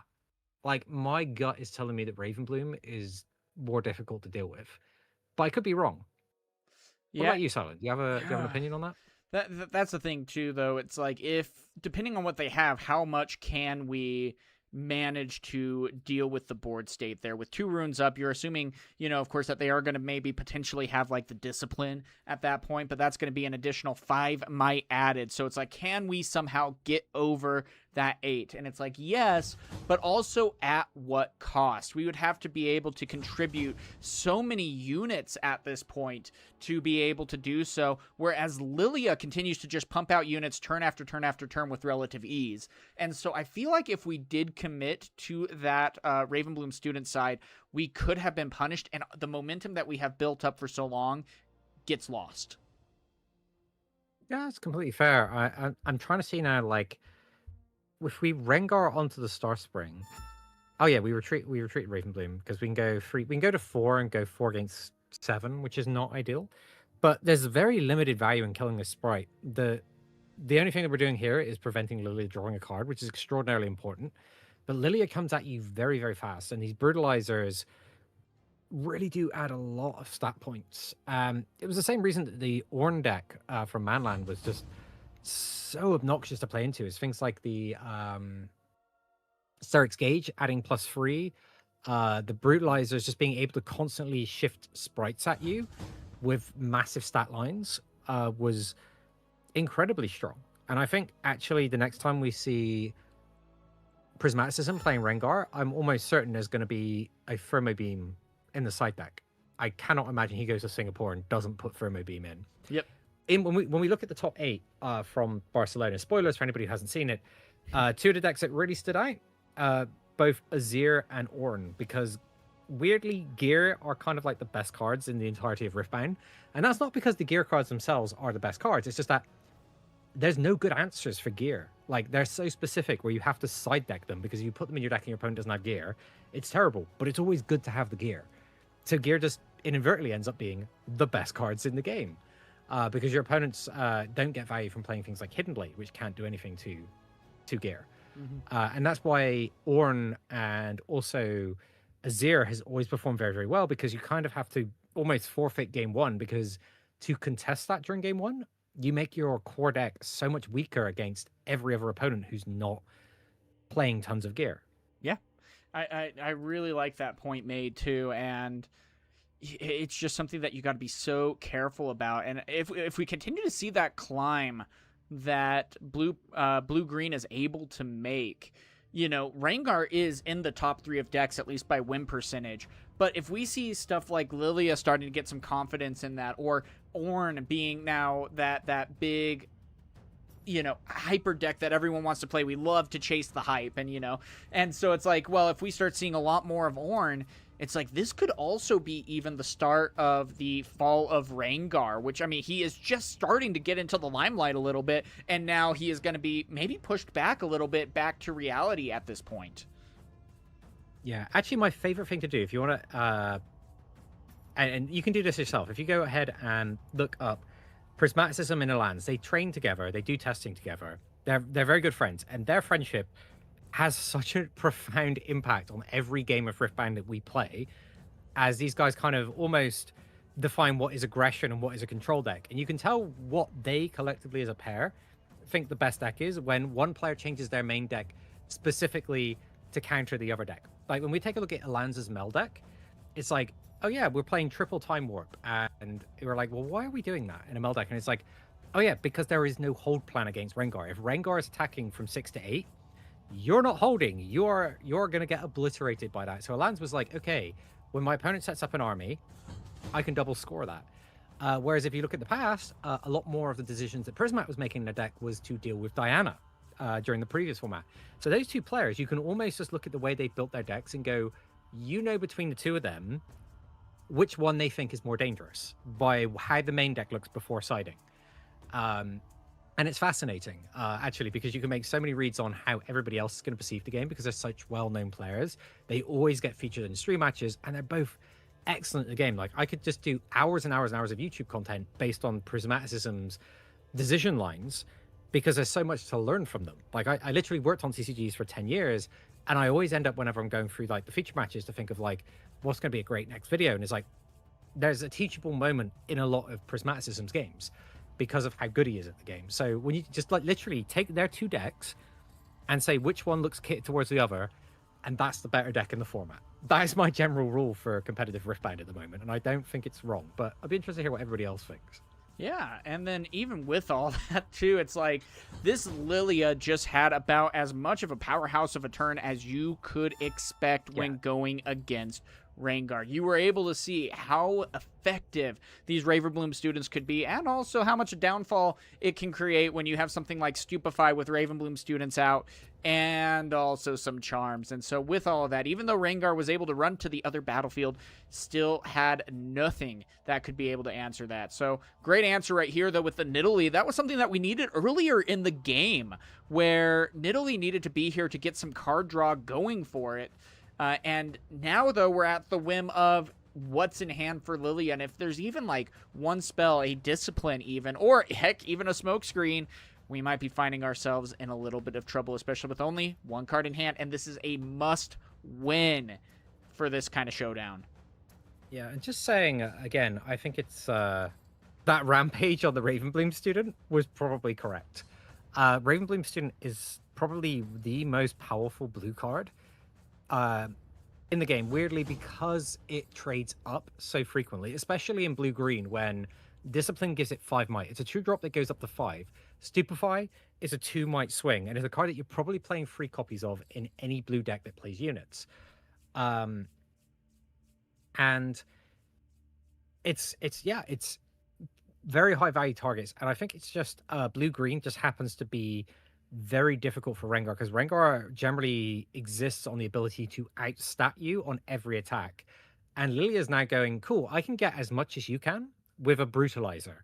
Oh, by the way, I make sprites out of nothing and they can move immediately. I'm getting all the advantages that you get, but I don't have to, my units self-replace because I just get to play new ones every turn, whereas you are actually genuinely losing resources. So it is a really tough color combination for Rengar to play into, but we can't speak too poorly of it because Rengar was in the top 8. And whenever I've played against Rengar, it's incredibly stressful every single match because the deck is so good. Oh, and this is going to be an interesting matchup at this point, too. Double Seat of Power for this game, too. We saw a very quick side decking here, and what is able to be done. But this is going to be the interesting part. What is going to be going down here with Kai'Sa and also having Seat of Powers out? Now, the hard part is we still got to be able to conquer. But if we're able to, there could be a lot of cards drawn this next turn. This Seat of Power games are very heavily Lilia favored because of the sprite mechanic. Rengar's entire game plan comes down to, can we keep this Kai'Sa alive? Like, this Kai'Sa is the entire game plan for Rengar, is that we need to be picking up these Seat of Power triggers and we need to be keeping Kai'Sa alive. Those are the 2 most important things. And we now have to do that through a Mask of Foresight, so this Kai'Sa currently can't attack in unless we play a unit first. Although, playing a Pit Rookie and then being able to get the buff and then get the +1 for the Pride Stalker is great, but how do we get onto both battlefields? This is our +1, so we can now make an attack at least. And at least with also our units are tapped out here. You know, our runes are tapped out at this point, which is very nice to be able to see. But that's also the hard part. The hidden card, we don't necessarily have a whole ton of counters necessarily. So in this case, we are going to allow for the Lilia to be able to score. And then even worse is now Seat of Power is wide open. And the last thing that you want to do is be able to give Lilia more card draw, because she already has some pretty dangerous stuff that you can utilize with your spells and with your units. Yeah, and I think this is kind of one of the weird things, is that Seat of Power is a very good generic battlefield for most decks, but it happens to be Lilia's most favored battlefield. And Rengar is probably the second best deck in the entire game for Seat of Power, but we're playing against a deck that's best on it, and we have 2 Seat of Powers, which is very heavily Lilia favored, unfortunately, for Rengar. Ooh, but a great response at this point with the Thunder Song in the side deck. That's also going to allow you to add 1 additional might to a unit, but then if there's no reactions, then that's going to be about it. So that Smoke and Mirrors is going to be coming into play, looks like. I don't know if you really would want to. No, it looks like that Smoke and Mirrors is just going to be dying at that point. So, great way to be able to avoid Smoke and Mirrors and be able to really capitalize on this board state. Now there is no additional cards that are able to be played, and we might be able to also take out the Lilia at the same time if we happen to utilize our Irresistible Fatefolk. Yeah, it's still tough because we've drawn so many cards, and this Mask of Foresight is doing so much work. And then the Brutalizer sitting in base is meaning any sprite is coming in, 6 might ready. And that's assuming your opponent has nothing else to back it up with. In fact, we're looking at 7 might sprites at the moment. Not scary. Azir is probably the second best deck on Seat of Power. I think that's a fair argument. I don't know if I agree. Although that said, Azir is another deck that generally gets away by not playing a lot of card draw because we just make so many guys. It's like playing against Azir on Hall of Legends is just a nightmare because that deck is so far ahead of everybody else on it. I think it's a fair argument. I don't know if I agree, but I find it a little bit difficult to immediately find a way to disagree with you. So I don't think you're wrong. It just doesn't, in my gut, feel right. But I don't. If that's not a strong argument for my part, I will say that to you, Duke. Yeah, we got Frill of the Hunt, and now Lilia's not going to be able to play anything. And we're going to get this point from Bryn here. It's like one of the cool things about Frill of the Hunt is we do play the unit from Banish. We need a Defy here, and we do play 3 copies, but we may have taken them out against Rengar, who doesn't play a lot of spells. Although it's a bit weird when they do play Rampage and also Frill of the Hunt. So maybe we don't side out the Defies. I feel like that would actually be a bit heresy, but you never know. But this is a great response. The hardest part about this, though, is there is also 7 cards in hand. And it's like, gosh, what are the odds that one of them is Defy? If he happens to not have the Defy, then Thrill of the Hunt with the Thunder Song is going to be just shutting down. And this is exactly what Keldor would need to be able to maintain and hold momentum. I mean, you're going to be gaining a point, going up to 3 on this Conquer, and then being able to go up to 5 on the hold, because there's not going to be a whole lot maybe that they would be able to do at this point. So we'll see. It's tough, right? Because we still get the Sprite, and we can still use our Legend ability because tokens aren't cards. So this isn't actually as big a shutdown as it would be against some other decks, which would burn effectively 6 energy out of Lilia. We still get to play the Sprite, right? Because, yeah, we're not playing a card. Mm-hmm. Because this was in response to, and so the chain has already been created. Yeah.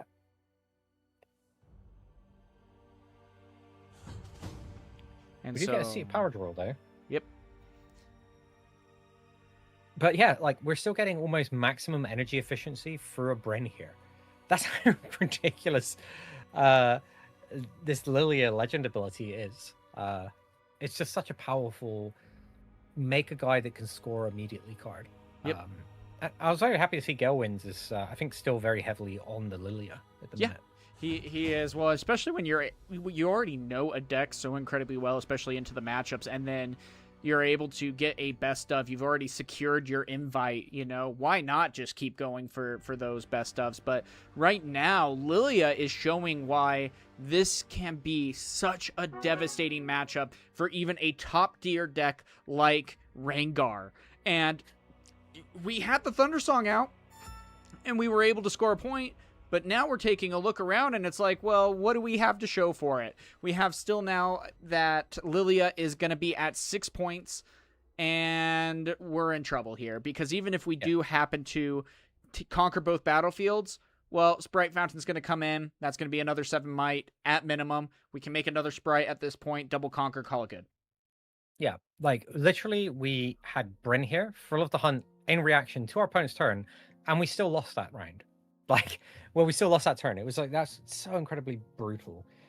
Yeah, and to Zelenus Riftbound's fault, Vex Apathetic is a card that should be seeing a lot more play, especially after seeing how strong Rengar is. Mm-hmm. It's like, Vex Apathetic needs to be making its way back in, especially since it stops movement of any kind, so it's also very good into things like Ride the Wind. Mm-hmm. And that's kind of like one of Kennan's bread and butter. Oh yeah, I can actually just win the game by the fact that I don't have to risk my unit and it double scores. And Vex Apathetic is good in stats. She just kind of fizzled out a little bit because she cost quite a lot of energy to play, and it was like, how much is this doing? And right now, it's a lot. Yep, and we're going to be seeing the Ungard. Are you supposed to say that with more of a purr, like in a French accent? Like, Ungard. But there we go. I don't know what's the correct way of saying it. It's not one of our words. Yeah, but Thrill of the Hunt is going to be able to come in. That's going to make it to where now we're going to be at 7-6 at this point. And we still have 5 cards in hand. And so even with a tapped out Lilia, we are going to be able to conquer and score this up to 4 points. But we still need to be able to have some kind of response. The Rengar is going to be a step in the right direction. Oh, but a Forerunner is going to be interesting to add into this. But I don't know. That's the hard part. I don't know how much I like this. Because, yes, when the Forerunner dies, you're going to be able to use the Rengar ability. But to what end? There's no way to really add at this point. You're basically playing the Forerunner out just for the might at this point. But there's not much to really try to get over it. But we might have a Punch First that is also hidden here. Yeah, Punch First would be very strong. It's not locked in because if Lilia fails to take this, Rengar is potentially... Well, Rengar still has to get through next turn and then still be in a position to double attack. So, in a way, Lilia is basically an entire turn ahead of Rengar right here. But if we do misstep here, it makes Rengar one chance to get closer. Because if Rengar is on the attack... Like I said earlier, it is very, very hard to hold against a Rengar. Rengar, I'd say, goes where he pleases, but that's Mundo's whole thing. So Rengar definitely takes names when he chooses to. But we do just decide super Kamikaze Sprite in, and it is the Punch First, just like you said. Yeah, and that's going to be the tough part, though. We're going to be going into the Pit Rookie. I do like the decision here. But Decree of Insight is going to say, not so fast, you're back down to normal. No. And just like that. We just misplayed. We should have punched first off Ferris Forerunner because that cannot be Decree of Insight. But that card is like the bane of Rengar's existence. And that is a catastrophic loss for this Rengar player who's now not going to be able to get head-on points. We're going to go ahead and go up to 7, and then we can Lilia up to 8. So that should be game on this Decree of Insight entirely because we didn't punch first the first Forerunner. And that's the tough part too, because even if you did put it on the Forerunner instead, then you also still have the other Decree, which adds an additional +4 to your unit. So it's like if you're going against a red unit, you add +4. If you're going against an orange unit, you -5. And it's like, well, either way, we're in a really good spot right now. So great job on Lilia. It is such a bad matchup for Rengar. You take a look at those stats, and you get to see exactly why it is such a tough matchup in this case. Yeah, and we also, for Decree of Insight, just to make it extra filthy if you've not read the card in its entirety, it ignores deflect costs. So it's like, oh, it also needed to do this as well. So if you do end up choosing your opponent's Deflect 2 unit, like a Jace, for example, it's like, oh yeah, I don't actually have to worry about that deflect cost. It's so disgusting. Decree of Insight is huge. And we're going to be seeing here we go. Risen Victor with a bajillion units. Bajillion's not actually a number, but it feels like it. If it was, it would look like this. yeah. If you need a bajillion visualized, it would be like this. It was somebody who told me it was like to count to 1 million, it takes like a week or something, but to count to 1 billion, it takes like 30 years of just like to sort of like for you to mentally understand how different the numbers is. So bajillion, it just looks like this with tokens. There you go. No, and this is going to be the tough part. I love that we're seeing Fiora make a bit of a comeback. I love that we're seeing Victor have such a good showing here as well. And I mean, you got to be watching out. Was it? I want to make sure I get his name right here because I feel like he purposely named himself that to try and get casters into trouble. Was it the Rice Guy? I don't want to say if that wasn't his name that I am calling him that. Just so we're clear, I think his username was the Rice Guy, playing on the Fiora. Basically, everything I love about Ambessa, we just get to do in Fiora, and Fiora just ends up being a little bit better at it. Yep. And we also get to play Parry, which is just very, very good. No, and that's going to be one of the coolest parts that you get to see about both these decks is I mean, it's so fun to be able to just see what they're able to utilize and how they can benefit. Fiora has been a bit of a sleeper deck, but then we are able to go in and take a look at Barcelona and has a great showing. Victor also has been able to have some really good showings, being one that was kind of a little bit left to the wayside in set one because of how oppressive Kaisa was, has been able to really start to shine lately as a Sabotage is revealing some pretty tempting stuff that you might want to get rid of. Like, Call of the Week versus Vanguard Armory. Vanguard Armory is already in play and already putting a ton of work in. It is a card that becomes, like, it scales very, very quickly, and we don't have a lot of units in play here. So Call of the Week is very tempting, but we know that we're already on the back foot massively. Mm-hmm. It's like, okay, our opponent's going to take at least 2 turns for that Vanguard Armory to be impactful. So we might choose to get rid of the Call of the Week, but if we don't mind losing a unit, we could make an argument for the Stupefy to prevent the draw. But again, we're still fighting quite far on the back foot. We do have a baited hook with a sword and unsung hero. Mm-hmm. And I do actually really love these shells. The Vinning shells, I think, are an incredible card. It is you can use it at action speed, which a lot of players kind of overlook. It was the Rice Master. Okay, yeah. So this is the mistake. Trying to remember it from offhand. I should have looked it up before I said, but the Rice Master was the player that finished 12th place on Fiora. But the Vinning Shells is an excellent card because this +2 doesn't get countered by Defy.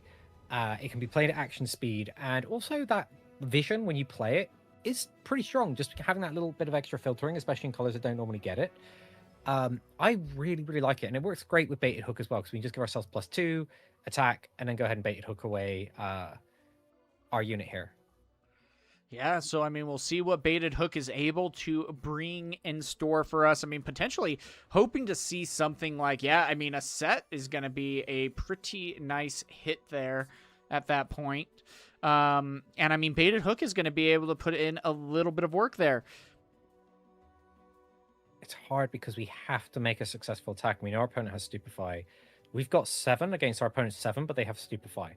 Of course, we can use Divining Shells on our Unsung Hero, but we need something else to back this up. And then we have to deal with the fact that our opponent has a band of merry men just waiting to get involved in the action. Yeah, but then on that back line. The reassuring part about this, though, is that we also know that there is no Imperial Decree. Now watch, he's gonna top deck it, but still, they always do. We sabotage and then they draw the Imperial Decree. Exactly. That always happens. So that's gonna be the hard part, though, is he is still really poised to be able to win this game. Can immediately just even send in 1 to try to get an additional card draw off of Sunken Temple, already being at 7 points. And then try to go from there. Even if worse comes to worse, he can also just stack on Sunken Temple, but Call of the Week is going to be getting riposted as it is a no more. That's only going to be adding, though, 2, but that's going to be enough to be able to go into game number 3. That's interesting, because I think Fiora, I didn't check the score there, but Fiora wasn't on 7 points, were they? Fiora wasn't on 7 points, but yeah, it looks like that so they why did we are conceding at that point. Yeah, no, that's the interesting part. Who won that game? Surely that was Victor that won that, right? I don't know. I wish it said who won, but it doesn't. So somebody won that game. To me, it looked like that was a Victor win, but I could be incorrect. 1 second. Who won that game? We're going to game 3. I know. Who won that game? Oh, he did. I did. Oh, yeah. Okay. Because we couldn't tell from the board state and stuff, and it was like, okay. Right. Sorry. Yeah. All right. No worries. Carry on. All right. So, yeah, it looks like Game Slayer won that game. Game Slayer. Yeah. I had to ask at that point. You know, it's like, I can't. That's fair. I was confused. I was like, that felt like a little bit of a weird concession there. I'm okay asking while they're siding in and stuff like that, just in case. So, yeah, but yeah, Victor's another one of those decks where if it gets to 6 points, it's just so hard to stop them from winning, and your entire game strategy means kind of stranding Victor on 5 points when you get to 6, so that they don't get to blow you out with things like Imperial Decree or Thousand Tail Watcher. It's just like, yeah, if Victor gets to 6 before you, good luck. It's very, very hard to hold that. Although we do have access to riposte against the Imperial Decree Bellows combo. But yeah, that doesn't do a lot to the Thousand Top Watcher. No, not at all. And so we'll see, though, what is going to be able to answer that. I mean, we've seen Fioras that are even able to run and utilize, like, the Elder Dragons with the way that you're able to ramp up pretty well in this case. And so it's like, yeah, even if they do have answers like Thousand Tail, it's like, well, if we have an Elder Dragon, what can we then do about it? So it's come down to this, though. Both competitors have both been able to win a game in their respective order. And we'll see, though, playing Fiora, though, feels very risky when we've seen so much Call of the Weeks. Hold on. I'm very sus. Why was Victor playing Sunken Temple? Like, that's not usually a battlefield we see in Victor's lineup, surely. I'm wondering if it's also just because of the dragon armor. Oh, there's the call. Yeah. Because you're going to be able to make one unit a 5 might. Dragon form, thank you. You're able to make it a 5 might for 3 and then immediately be able to draw a card off of that and also be able to have it with flow. Yeah, and then we can also play Sacrifice or any of the other kind of draw cards. I think Dragon Form is an excellent card, and we do get the Spectral Matron to fish up our Fiora. Very, very important card, as it gives us the mobility that we need in this deck. But if we walk straight into a Singularity here, that is going to suck. Well, I think also because we've left 2 up, we're also hinting that, by the way, we have the answer of our counterspell, our signature spell in this case, so you got to be a little bit careful. Do you want to take that kind of setback with a Singularity, or would you rather just try to get another answer? So it looks like we are going to be going for the development. A very good move. I do like playing the Hui and also being able to make a recruit and say, all right, here we are. If you want to go and try to take some battlefields here, you're going to have to pay the price of the next turn. Yeah, I always find it interesting to play Hui in a deck that doesn't have Ride the Wind or Mobility, but Hui is an insane card. Like, it just moves and can attack for 8 might, it draws you a new card, it throws out your worst unit if you do it that way, or you've got a plethora of other great upsides on it. Hui is just very, very strong. The biggest drawback is it just doesn't do anything the turn you play it, and it costs a power. So even without Ride the Wind, I can see why Hui's made it in, and also it works with the Sunken Temple we were just talking about. Okay, so yeah, we're going to be drawing additional cards with the Kinku Initiate, which is such a weird card. I like it. It's definitely a very Rengar flavored card, where it's like, it gives +1 might, and it also draws additional cards. But it's great in these kind of decks that want to play equipment and units, because you need to have both units and equipment. In fact, pretty much this entire color combination wants to have its kill spells, or basically spells and units. You need to draw them together, and Kinku kind of helps you bridge that gap between them. So it is a very weird card that feels very underwhelming to play in a lot of situations, but fits very well specifically into Body Order. Mm-hmm. No, I really not Body like... Odor, just to be clear. Yeah, be careful with that. But I do really like also that we have seen cards like Rampage just become such a prevalent card in this game. I mean, even for it being an uncommon card, it's really proven to be one of the best cards to come out of Vendetta. Now, of course, that's outside of like the champions and signature cards. I don't ever count like signature spells because of just how overpowered they tend to be anyway. But as a regular card, Rampage is definitely up there as one of the best cards to come out of Vendetta. And that +2 makes such a difference. So, fun fact, Rampage is so good. Ambassador's signature spell has flow. Says kill a unit with less might than a unit you control. Flow, you get to do it again. And people in those decks tend to play 2 copies of Public Execution, 3 copies of Rampage, because you don't have to pay the power. That's how good Rampage actually is. And it makes me want to play Galio, because I'm like, hey, you know what? Just rampaging off of a 8 might Galio feels pretty playable, if you ask me. No, I definitely agree with you there. And, I mean, this is also going to be a very important turn for Victor.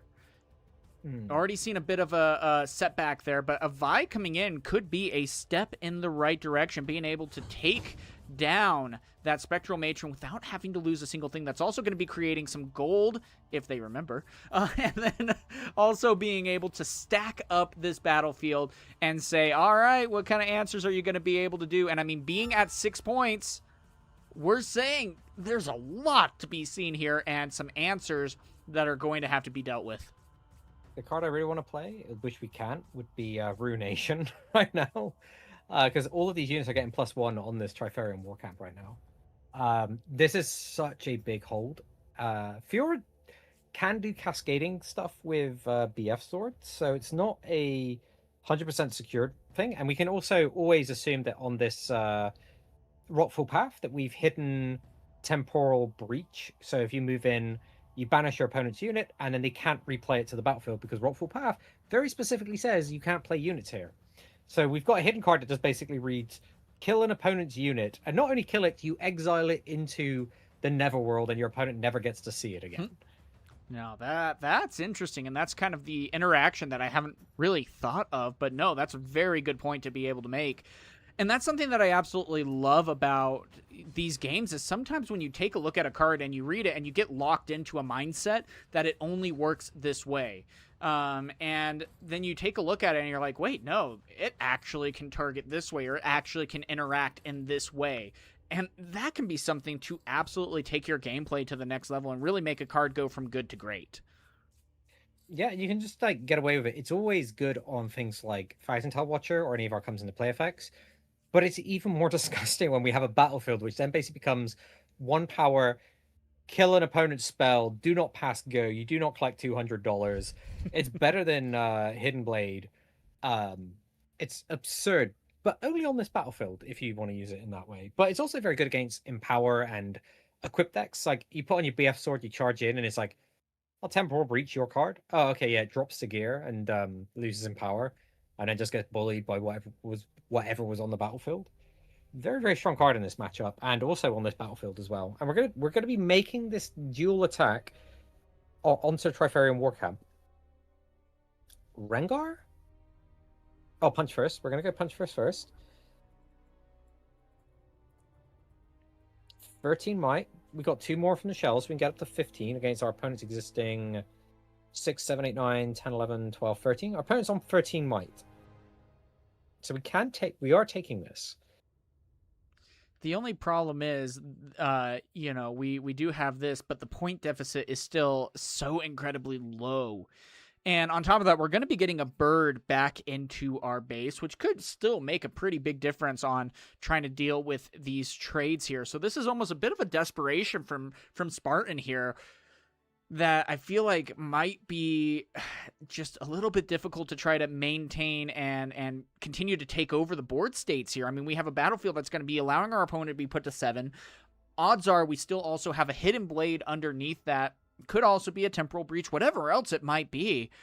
And it's just such a difficult situation for us to be able to find ourselves in. Yeah, and Karen Dredger is great. The only reason I don't like Karen Dredger in this format is that people do still play Draven. I don't like that 1 might gets walked over by everything for 0 commitment. But in almost every other circumstance, Karen Dredger is insane. It's insurance against Cold a Week. You get to play it with Cold a Week. You get to play it with Shadow Meld. Is it Shadow Meld or Shadow Mind? The one that you give a unit temporary, draw 2 cards. It's such a good card, but it does have that drawback that there is a very popular deck that very much likes to see you play Karen Dredger. Oh, it's Wages of Pain.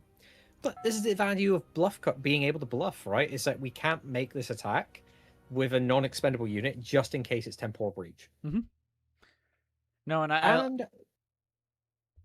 Sorry, Diablito Segura is raiding with a party of 7. Thank you so much for bringing your family over. Appreciate it. I say family because I assume that you're all a close-knit group. But do appreciate you sending them over to enjoy this grand tournament that we have happening right now. So we'll see what is able to be done. But, I mean, it also can't be necessarily too difficult. One Fountain might be able to get this over and done with, potentially. with a Stupefy could be really good, but that's the hard part. We're Watcher. at 6 points. Yeah, Watcher even. We have the ability to accelerate out Watcher, and the Fiora is completely tapped out. So at this point, it feels like Spartan's sitting there and is like crossing his fingers like, please just don't have the answer. Just give me one more turn, because... I mean, sometimes, yeah, sometimes you just have to play like your opponent doesn't have it. Like, it almost always feels like these decks have Watcher in this situation, but you know what? Sometimes they don't have it. You're in a situation where you're like, well, if they have it, I lose, but if they don't, I've got a chance. And if we had it, I'm almost certain that the Game Slayer would have immediately just windmill slammed it down. Alex and Manuise, sorry, I'm just trying to read this No incredibly worries. long name, is asking, the whole series will be over 10 weeks. How does this online Nexus Night series for your channel work?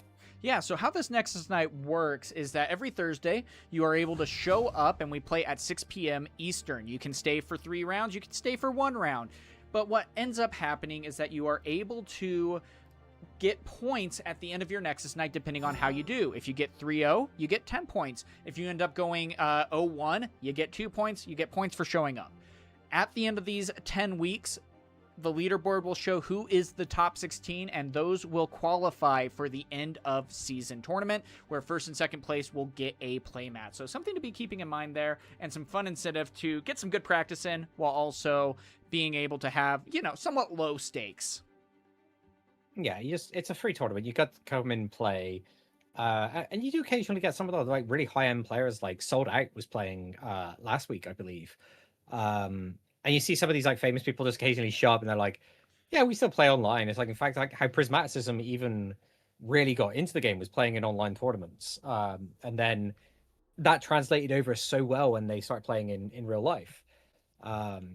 So I strongly recommend that if you get the chance to play online, it's very low stakes and it gives you that experience. Now, I do say don't neglect to actually play with physical cards, because when you sit down to start shuffling your deck up and stuff and you don't want to be too slow or accidentally spill your cards over when shuffling, having the muscle memory to playing with physical cards is an important thing.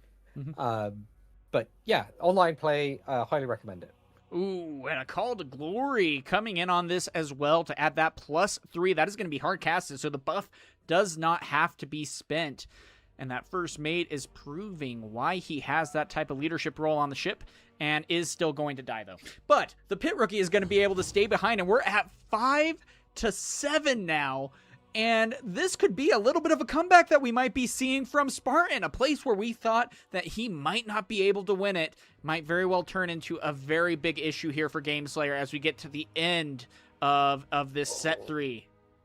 That is so good. Having the salvage for the Vanguard Armory, clearing out all the tokens, and now having a Divining Shells. So we've got 5 might on both sides. We've got 5 might on our Trifarian War Camp. Victor, we do get an extra turn, so this has to be development turn. I imagine we also play our Chosen Champion? Okay, no, we just slammed the whole team. But what's very strong is, this is a card we don't see a lot of. I forget its name. It's the 4 cost. Every time you play a unit, it gets +2 might this turn. The Reluctant Leader. I like that addition. The power cost and being understated is a little bit lame, but at the same time, it's +2 might every time you play a unit. So things like Karen Dredger. Wait, does that count when you play another unit? Are you playing the unit from the tokens? Yes. This is where I'd ask David, because he's usually the judge. Yes, because it says play a 1 might recruit unit token. You are quite literally playing it out. It's not a card, but it is a play ability. So that would go up +2 for that. And then also, even with like the Dredger, if you sacrifice that, you'd be able to play a 1 might bird in this case too, and that would be adding 4 additional might. I would assume that was the intended vision, considering the color they put it in. It's not like they put it in a color that doesn't make lots of tokens. But also, Riftbound also hates certain words and like target. They don't like to say target and stuff like that. Or they also like to say words and then be like, wait, though, that's not what this actually means in this instance. I do feel sometimes when reading the FAQ that the card text is really like a riddle from Jumanji. Like in the jungle, you must wait until the dice reads 5 or 8, and you're like, oh yeah, this doesn't target, but it does mean that you lose the game when I play it. You're like, sorry, can you explain this? It's like, oh, it's just what the judges say. Like, oh, it doesn't make any sense. But it sounds like they are genuinely aware of that. I know Riot was currently interviewing for card game rules. So if you do have experience working as a game designer on rule systems, you should absolutely go ahead and apply for that. You can find that over on Riot's job boards. But they also showing us some of the sneak previews from Radiance. We can see that they're trying to clarify, like, hey, what is a target? What is a cost? And stuff like that based on the way the card text is being written, with arrows saying this bit's the trigger condition and this bit's the resolution. Like, we're actively aware of the problem, at least. Yeah. And then with that being said, this is what it comes down to. It is Victor versus Fiora, the comeback from Spartan, and we are at 7-7. Now, the boards are pretty straightforward here on what we end up having. The Victor is going to be coming out to add an additional 2. We also can create another unit here to be able to go up additional 2. But it all depends. If there's a punch first in hand, this game could be completely over for the Victor, and the comeback will be solidified by Spartan. There's a lot that can go wrong here. And the dividing shells is just like, again, so much pressure. Even though you can see it directly in front of you, it's such a low commitment to have discipline that you can actually tap out and play on curve because it just sits in base waiting for you to use it. Technically, it's not discipline because it can't be used at reaction speed, but it lets you play on curve while still having a combat trick to play. Which in Fiora is also an extra energy, which is like a cool little extra. But I think this card is very, very strong, and I think it's kind of underplayed, all things considered. But yeah, does Victor have enough gas here? He has to take both sides. Just taking one side is not good enough. That's going to be the big thing. And do you have the tools necessary to be able to do that? You're also assuming that you have these kinds of answers. I mean, and it's like, do you then risk trying to have some trades? But it looks like, no, we're just going to be going immediately in. And, of course, the wider you go, you're going to be able to match that. So every unit that just got sent in is going to get out a +1. And you're just crossing your fingers, you know, just like what Spartan was. Please don't have Gameslayer have it. And now Gameslayer's crossing his fingers saying, please don't have Spartan have these answers here. But it looks like the Call to Glory is again going to be hardcasted, adding an additional +3 here on the first mate. And I love that we still haven't used the Divining Shells, because we could have just easily tapped the shells and said, okay, we're contesting 11 against your 9, and then continue to hide the Call to Glory from our opponent, since the Divining Shells is face up, but that's still supplying pressure. Like, even though you can see it, it's still there.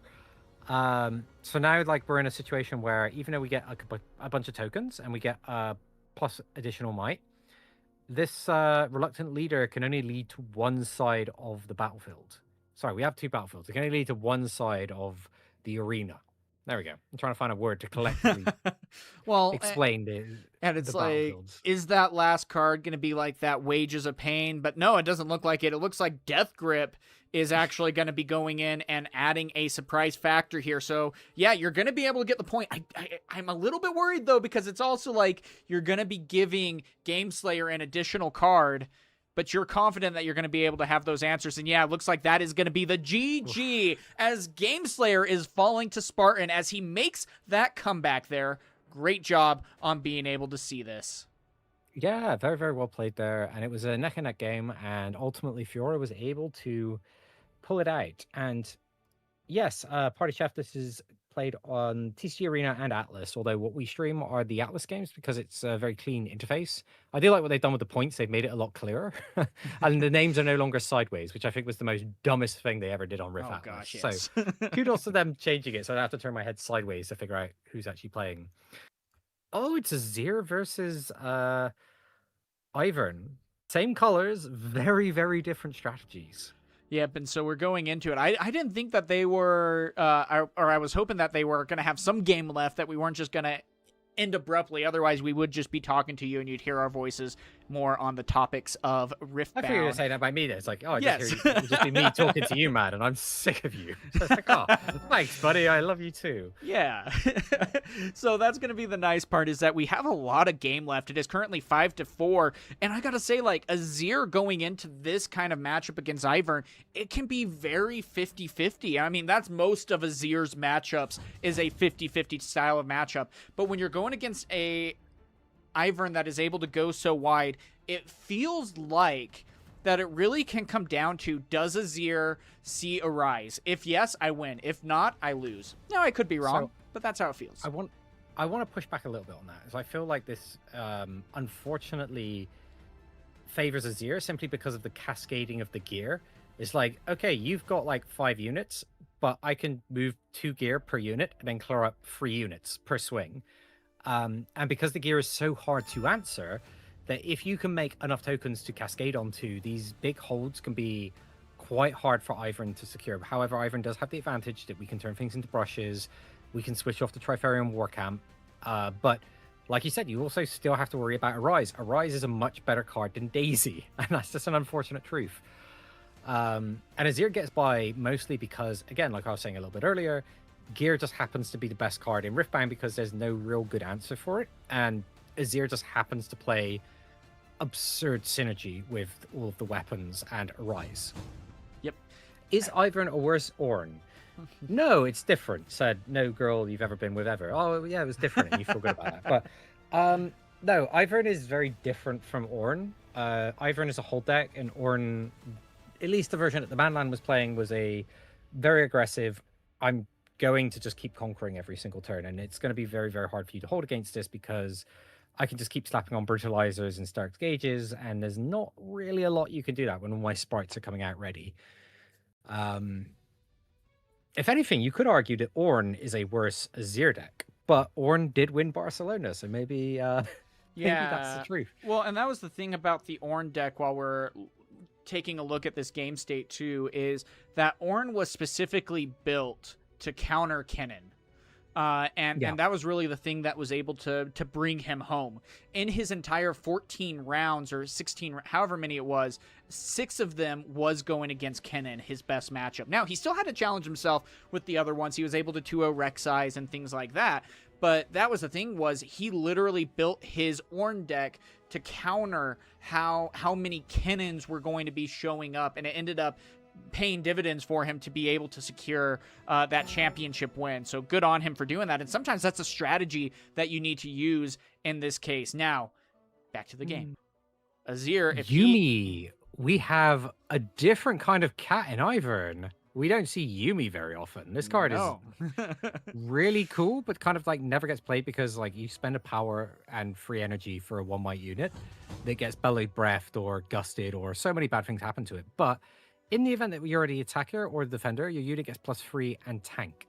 Also gets +1 for being in a brush, but it's just like, yeah, Yuumi is just like an insane card that never works. So I'm super happy to see it here, especially when our opponent just doesn't happen to have any of the things that usually blow it out, which would be any of the Chaos cards, and Chaos is the best color in the entire game, weirdly.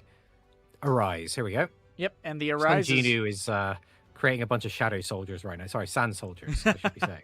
You know, it's the same exact thing, but that's going to be the thing that we're also relying on, is that we're going to be able to build up a board state that will stop you from being able to conquer both. The difficult part about Arise is that you are only going to be able to ready 2 of the units that you have created. And so it's like, all right, if that's going to be the case, well, let's weapon master this and get this going and seeing if we can potentially stack up our battlefields. But that's going to be the tough part, is we still need to be able to have these answers go our way for us here. So we'll see. But at the same time, Ivern still does have a lot of might in the backfield that could be able to take care of an Azir that is completely tapped out.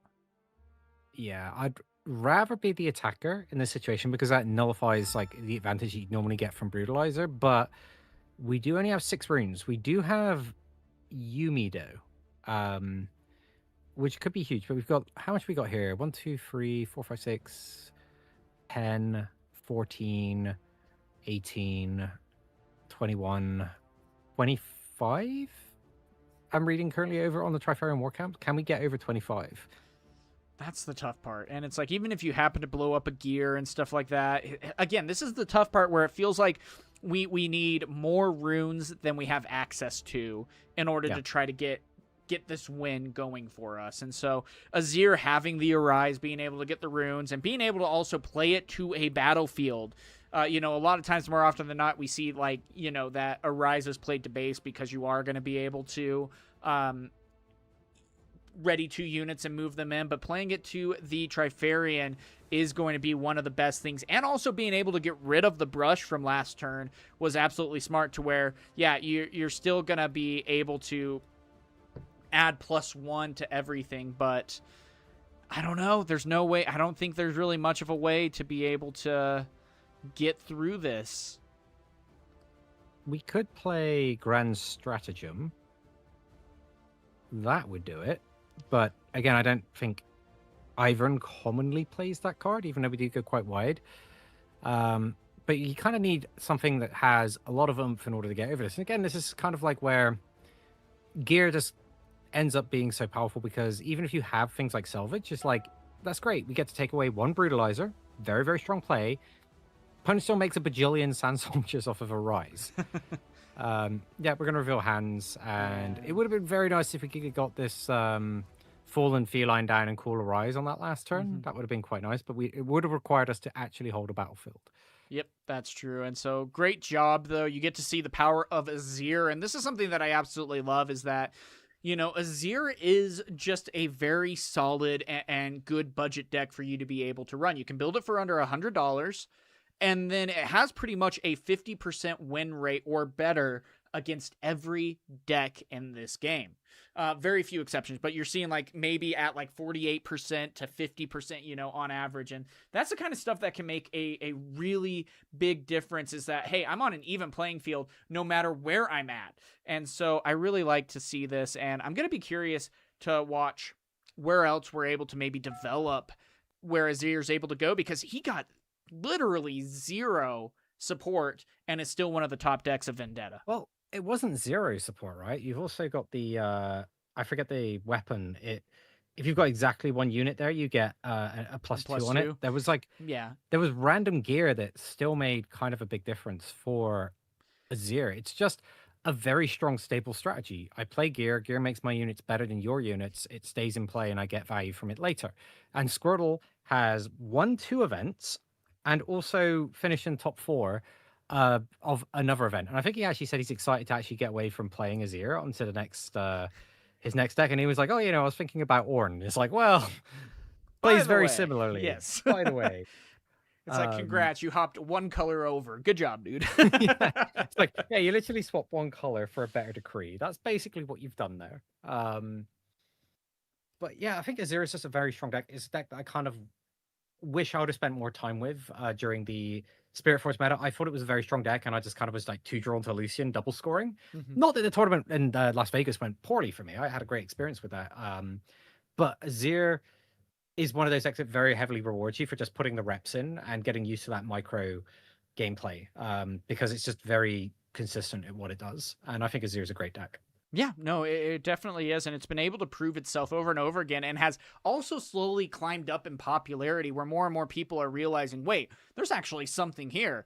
Now, of course, we have friends like Rick, who thinks that it is the most boring deck to ever play against or for, but at the same time, I really do like Azir. He's one of my favorite decks to be able to play. And you just are very good. You have the early game that is able to make an impact, and you also have the late game that you're able to push in with. And so we'll see, but it's a lot of fun to be able to see. I think my best take on Azir is that it feels frustrating, because if you want to have a fair game against it, you actively have to make your deck worse against everything else. And that's where Azir thrives. It's like, I can bank on the fact that most opponents are not going to be playing things like, as Party Chef has said, like Noxian Demolitionist in their deck. They're not going to be playing Salvages game 1. We're not going to be seeing a whole bunch of gear removal. No one's bringing in Thermo Beam in their main deck, unless they've pre-sided against you, which is a bit of a curse of online play when people see, there's Azir, and then they pre-side and you go, is that Thermo always in your deck? And they're like, 100%. You're like, you liar. But yeah, Azir can be frustrating to play into because there's like very little counterplay unless you make your deck considerably worse. And you can make your game 2 and 3 better, but if I always won game 1 in every tournament I played in, I'd feel pretty strong about my deck, to be fair. Yeah. No, and that's a good point to be able to make, and it's also why I do like the Azir and Master Yi style decks, especially for those long day tournaments, because especially when you have like that longevity, if you're going to a skirmish and you have like, over 20 competitors that are there because of the prize support or whatever else it might be, or you're going to a regional yourselves, going with a deck that is a little bit more straightforward to play but still very powerful is very much a highlight as to why you would bring said deck. Something like Kinnan is going to be a lot more mind-numbing because of all the decisions you have to make, not only each and every round, but each and every game. I mean, you have lightning rushes and stacked decks that you have to consider and all that stuff, let alone the game state. Whereas like Azir and Master Yi, it's like we're playing a bit more heads up while still having to have some calculations, but the longevity of that can really make it much more easier for us to be able to make it to the end state. Yeah, and to Cake, so there's no good main deck against them. There's plenty of cards that you can play that would actually make Azir a cakewalk. But again, it's like you're not putting Thermo Beam in your deck against pretty much everything else in the format, apart from maybe Ornn right now. Your deck is gonna be worse when you start playing against Mel or Rengar, and all of a sudden you've got like these gear removal cards that are not really doing anything. And that's kind of like where the deck thrives, is the fact that if you are set up to play against them, you're making every other matchup worse. So mathematically, it makes no sense to actually main deck against Azir unless it is de facto the best deck. And there's a lot of other great options. It's just not popular enough to do that. And it's like that's why it's frustrating. It's awkward because there's not. If there were more cards that said like kill a unit or kill a gear that didn't cost power, I think Azir would be a lot more manageable. If we had I don't know, yeah, like free energy, kill a gear or a unit that costs 3 or less, that card would probably see like play in every single deck that it could play it right now. We're gonna be seeing Lucian. Oh, I like this. That's why I had to pick that. I appreciate that. Nobody is coming with the Christmas sauce. Lucian being a very popular deck in Spirit Forge when people realized you could use Skyfall Venerian and Trinity Force to multi-score, and it made it the best scoring deck in the format. And now it's even more consistent because you can play the Forgotten Treasure. I forget the name of the card. It's a 5-cost gear that lets you mill 7 cards. So you send top 7 cards to your deck to the trash, and you can play cards from your trash. So it gives you additional ways to find the combo. But Lucian doesn't just have to win off this combo. But the fact that it gets to play it is very, very strong. Yeah, but that's going to be the thing, though. When you go against the Master Yi here, how do you then try to get over the +2? And the lucky part with Lucian at this point is that he has the ability to do so with his Assault. So you're going to be able to get +1 with each and every gear. So with Kai'Sa, for example, you're going to be able to get over stuff. And then, even on top of that, you're going to be able to match it in ways like with your punch firsts and with your rampages and things like that. So really, I think this Lucian is set up for a very good match here against Master Yi. I have a lot of questions, and I guess this kind of is a bit telling for why Lucian didn't play Doran's turn 1, then Lucian turn 2, because it goes to 5. If our opponent charms us, we go up to 6. So our opponent needs charm double trick or charm punch first to get out. I don't see the value in having Kai'Sa come down at this situation, unless we've got a Relentless Pursuit potentially to equip the Doran's Blade and score directly off of this as well. Yeah, this feels like we've risked our Kai'Sa and we didn't need to. I feel like, though, the reason why you would maybe risk the Kai'Sa is when you were maybe a little bit more worried about your hand and just really needing that extra card. You know, maybe not having like that punch first answer, or, looking for those additional pieces that you might need to be able to give your game a bit more of a chance. It's like, all right, well, I know for sure a battlefield is going to be open, so let me then play out my Kai'Sa and just try to get through my deck a little bit more quickly. That'd be about the only reason why I would say that. But both of these competitors so far are 2-0 for the night. So they are fighting for those 10 points here that are going to be added to the leaderboard. Yeah. Obviously, both players know what they're doing. But when you see something that seems suspicious to you, you can start making reads. It's not always that your opponent's made a mistake. I personally think playing Lucian would have been better, but I also can't see what's in nobody's hand. Or is it No Baby? I don't know how to read that name. But No, I'm seeing it. But yeah, I think it is Newbie. Oh, Newbie. Right. Okay. So yeah, we're going 6 against 6. I mean, if this... our opponent... Oh, we're going for a heavy punch first. Heavy punch first here. And this could be a little bit scary to try to get through because your opponent could also react with a punch first, but doesn't look like that is the case.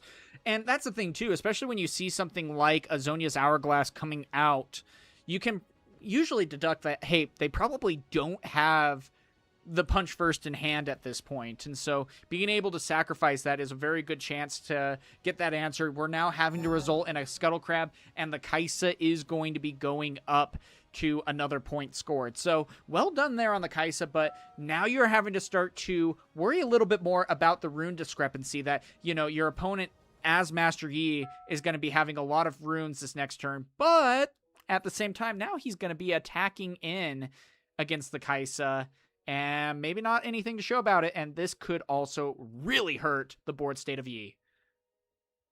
Yeah, that's us critically set Master Yi back, but we can't attack him with this Lucian right now onto this Forge of the Floof because we get the +2 might from the Master Li passive. And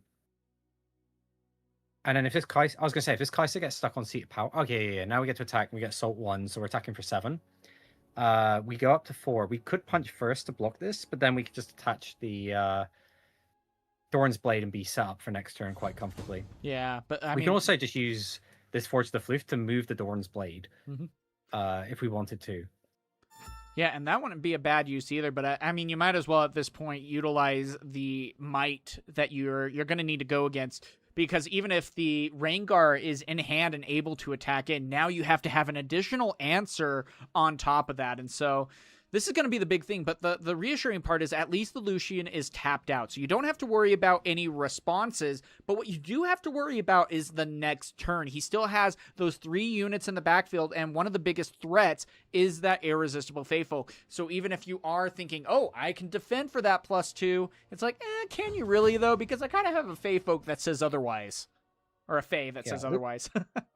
Lucian is actually quite good into Yi because your passive generally offsets their passive, and your gear gives you really big stat boosts. And then you get to move those gear. You get to basically retain all of those attack pumps, whereas Master Yi has to consume cards in order to have significant attack boosts.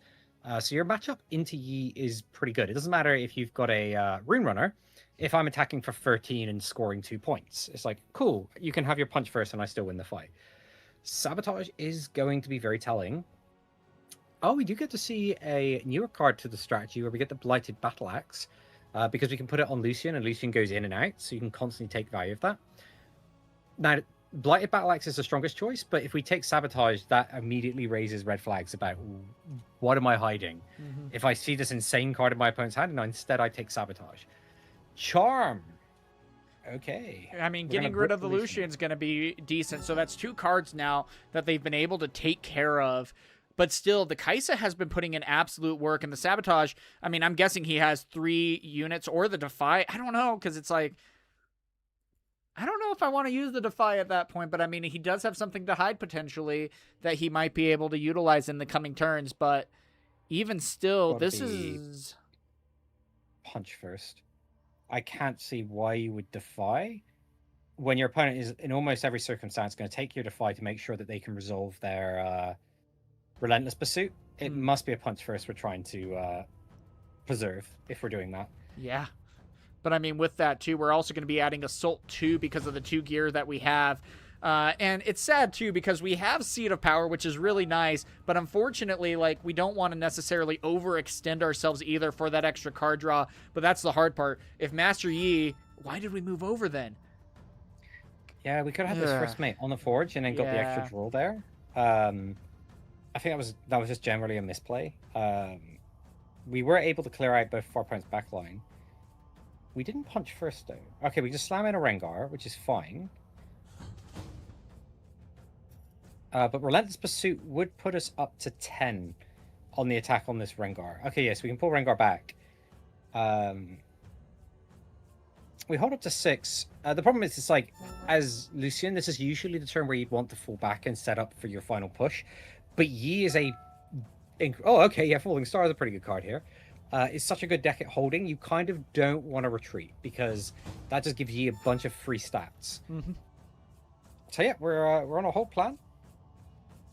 And actually a pretty efficient hold at that. So, I mean, great job. And that's one of the best things that I love about the Lucian combo here, is that Falling Star can be such a spell that shuts down Master Yi. And it's one that, you know, Yi has kind of forgotten about. That when you're sitting there, you're not expecting to have to leave up runes and stuff like that to be able to unguard, to keep your Rengar alive from like a punch first or something along those lines. And that can be something that Lucian can really punish at this point, or something that Rek'Sai can really utilize to get ahead here. And we get to see that Lucian was able to go and win out against Master Yi in this crucial game number 1. And what was really interesting there is that newbie was actually sitting on quite a lot of hold strat there, which usually Lucian doesn't do. You want to get in and out and take advantage of the assault on your legend, but we know Master Yi gets so many free stats if you do that, that we had to adapt ourselves into more of a hold game plan, which goes against what our legend is entirely built to do. So very well navigated there by newbie on the Lucian there into this Master Yi matchup. Well, and that was one of the most surprising things that I saw at Barcelona, too, was that Lucian was able to get into that top 25. I think it was like the 25th placed deck out of 2,200 competitors. And it's like, wait, why? And what could make this card or this deck so good? That's insane, because Alan's finished 19th on Mel, and I think he was X2 by the end of it. And he would have made top 8 if it would have been a... like 400 less players, probably. But it was a very big... I think you had to be X1 to make it into the top 8. Oh, Rampage. Very, very strong start. Going to be able to clear out the Lucian. It's always the risk when you play Lucian going second and you don't have a gear to back. Oh, we do have the second one. But what's it matter when you got another Lucian? Wait. Why did we have Weapon Master? Why did we do this? Yeah, we did it backwards. Oh, newbie, are you new? We have Weapon... That's the whole point of Lucian. He doesn't need you to spend power to pick up that gear. But I mean, even still, this is a great circumstance and a good start for the Master Yi. And I mean, sacrificing a rune like that can really cost you if you're now going to be a rune behind for the rest of the game. We are in turn number 4 that rune was sacrificed, and so when you're thinking about how much less now you have in that energy availability, it can really start to set you back. Yep, and that could be the difference of being able to double punch first later in the game. We do have a 6 might attack here against a 4 might defense. We can sabotage first to see if this attack is safe. Do we force a defy? We do. Yeah. Okay, and I mean, hand knowledge is pretty crucial too. Even if you don't have a card to necessarily get rid of, still being able to have a hand knowledge can be a very big difference maker. So, and the nice part is, though, the Lonely Poro is also going to be allowing for another card to be drawn, and potentially 2 cards if Lucian happens to have an answer to get over to the other battlefield here too. Well, yes, Lucian does, because Lucian readies, and then you can move it back, and you got first mate. We can get straight back in on the action. Yeah, that and the signature spell, though I know the 25th place deck only ran 1 of the 6 spells, but in this case, Rampage is going to be just trying to take out that Lonely Poro, and I mean, that might have been maybe a little bit of a risk with potential reactions there, but you would need to have 2 in this case to be able to do so, which is pretty low chance with Master Yi. Yeah, I do find it weird that we were playing Lucian with only 1 Relentless Pursuit, but I can respect that the format's changed quite a bit since I last played Lucian, so I'd have to really look into sort of understanding another sabotage. You get a sabotage. You get a sabotage and a double. Oh my gosh. Oh, yeah. So we're very kitted against your gear, so I guess I'll take your sabotage. We're not resolving a Trinity Force Skyfall over an Aryan combo. Mm-hmm. And I mean, at that point, it's like, gosh, having to deal with the Rangars really suck. But, I mean, you do at least have the ability to ready Lucian, pull him back a little bit. Oh, a Rampage, though, to take out the Yi, interestingly enough. And then safe. moving back and saying, all right, here you go. Now, of course, it feels like that there is going to be a gear that gets blown up here. And then even with that, you have the ability to play Rangar after the fact. Yeah. We just eat Thorn's Blade, and then this... Oh. He is Okay, just go going to regular go for the base. hard cast. So one of the best parts about this Lucian, I think it's Merciless, is the subtitle on it, is that it's so good for picking up stray points because it goes in and out, and it's very low risk, and it's like, we're perfectly fine just going on to odds if Lucian gets those points for free, and that it can make a huge difference in the late stages of the game on, do you need to double conquer or do you get a draw beforehand? Okay, we get Falling Star. That is a big one. We're running low on cards though. We know that there's 2 more Disarming Rakes. Thorn's Blade? By punch firsting the Varus.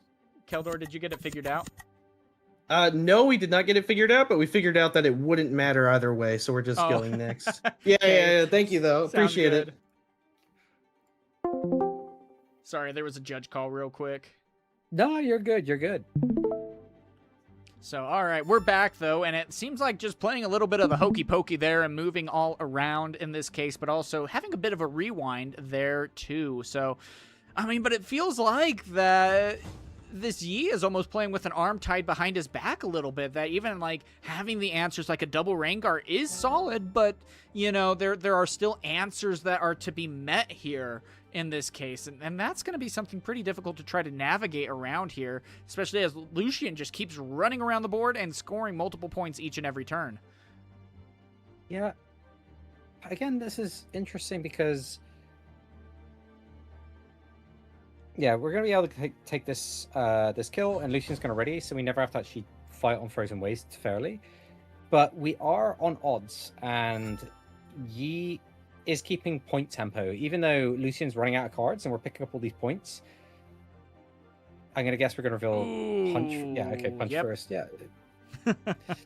Yeah, we're not allowed to keep that one. No punching here allowed. Well, and that would have been something to really get over the Ruin Runner there, and what was needed to be able to get over it. I mean, at this point, you are gonna you're not gonna want to overextend here, but we'll see what ends up happening, because it's like, yeah, at this point, the Forbidding Waste is just gonna be kind of a null here. But getting a +1 buff on the Lucian could be the start of being able to get some actions moving forward, but this lack of card draw could be Lucian's undoing, because Yi is able to do a lot with few cards, and something like Lucian, if those answers are dealt with, he's not going to be able to make it back into this game. Yeah, and you always have that problem where Lucian needs to have both units and gear, and you have to draw them in equal measure, or you need to find your gear to go with your units. Your units are generally not as good as your opponents, and you slap gear on them to then go over the top of them. And if we miss that, or we draw too many gear, or we don't draw the gear at all, we just end up in this really awkward spot. Like right now, we know our opponent's got a Rengar in hand and two rakes, so we know our next 2 gear are going to be very short-lived. Oh, sorry, you're forcing its way out at 1:30 in the morning over here.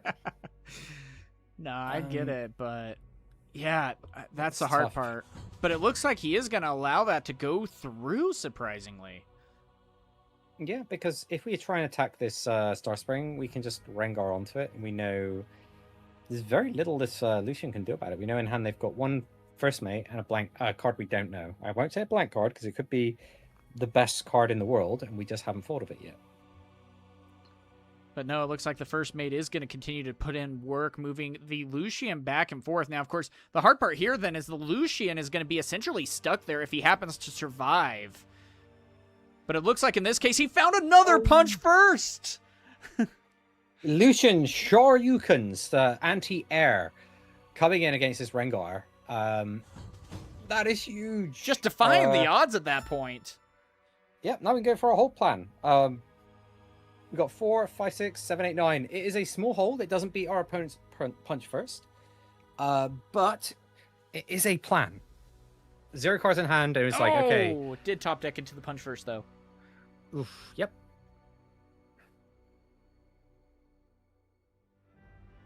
That doesn't win the game entirely on the spot because we do get to draw one more card as Lucian, but we get to draw a card for our turn and then we get to draw a card for taking the Frozen Waste. But we need to take both battlefields. Yeah, well, and even then, do you try to go for another hold at that point too? That's going to be the tough part. We can't because Yi's going to hold to 8. So we true. We have to sides. take this. Eesh. Well, the Kais is going to be a step in the right direction, but that's going to be 7. Oh, looks like we are going to go for the card draw and hope. This is a risk here. It is draw 2.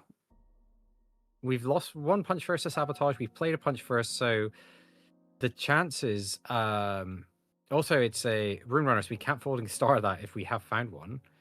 Oh, Rampage. Yeah, Rampage doesn't interact very well with an opposing Camel. Lucian fought the good fight, but with no gear, our understated units against the Yi fight was not going to make it. Well, and that's the hard part with Lucian, too. I love the deck, love what it's able to do, but that's also the hardest part, is that you're going to be finding yourself facing a lot of gear destruction no matter what deck you go against. There is just... Each deck does utilize a lot of gear, but more importantly, every deck is siding in for gear hate. That's just the way of the meta at this point. And so, unfortunately, you know, Lucian's going to be able to rely on that game 1 win stuff, but you need to be able to have those kinds of answers to try to keep the longevity. That was still a really close game, but that gear destruction really hurt Lucian. Yeah, and we just don't live in a world where you can ignore gear removal in your side at this point. In fact, people's side decks are heavily tilted towards gear removal. As we saw triple rake there, and Lucian just kind of gets like hit by some of that wildfire, where it's just a case of like, okay, I need to prepare for the Orans, I need to prepare for the Zeers, and oh yeah, my deck just happens to fall in the same category as those decks. So we get hit by that generically good umbrella of side deck cards. I do need to be right back, but I am looking forward to seeing how this game 3 plays out. And we're going to be seeing Windswept, which Lucian Relentless is traditionally very, very good at. Being able to gank across with those gears and get double value out of their units. It's going to be exciting to see what happens. Yeah, and it's all going to come down to this. What kind of cards are we going to be able to utilize for the Lucian to be able to get his go? And it looks like at this point, no 2-drop, no gears to worry about at this point. So we'll see as a Lonely Poro is able to make its presence known. Now, one thing that I do like, though, is that we were able to at least miss out on the Scuttle Crab, because Scuttle Crab with Emperors is just an absolute shutdown as the Sabotage comes in and gets rid of an absolutely big card right there. Now, the Rampage still really sucks there too, but hey, at least you got rid of the punch first.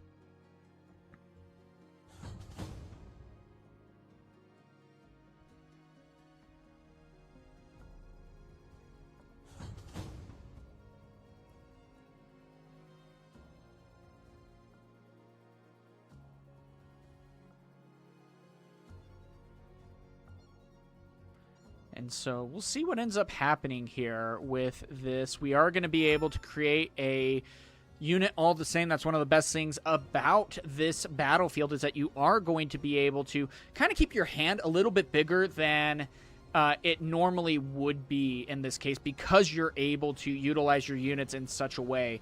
And now you got to try to get over a lot of these issues here that you would otherwise not necessarily have to be worried about. So I'm going to be curious to see what Lucian is going to be able to do to continue to stay in this game, because it looks like that we are going to be able to have answers like the Unguard, like the Rampage, to be able to really take care of these board states. And if he's able to get a good hold here, then Lucian might not be able to maintain a board state to be able to come back into this game. And I mean, that's the hardest part about Lucian here, is that when going against something like Master Yi, it can be such a difficult matchup.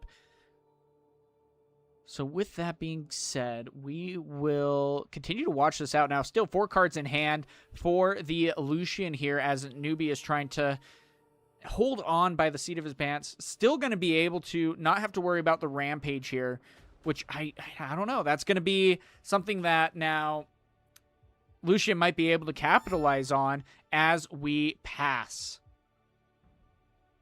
So we'll see what's able to be done here. But we're going to want to get things moving as a Falling Star is actually going to be taking out both units. So a little bit of a pay it forward there to try to get some control. And if we are also going to be able to take care of Master Yi this turn as well, something very possible, then we might be sitting in a very good spot instead, since we saw so many spell cards that were in Master Yi's hand from the beginning. But, I mean, we're going to be also seeing why the ganking of Windswept Helllock is going to be so incredibly powerful here, too. But it looks like that also isn't going to be utilized. Instead, the Rampage is going to be coming in. That is going to be moving up 6-4 at this point. But we'll see if the Master Yi is going to be having a response.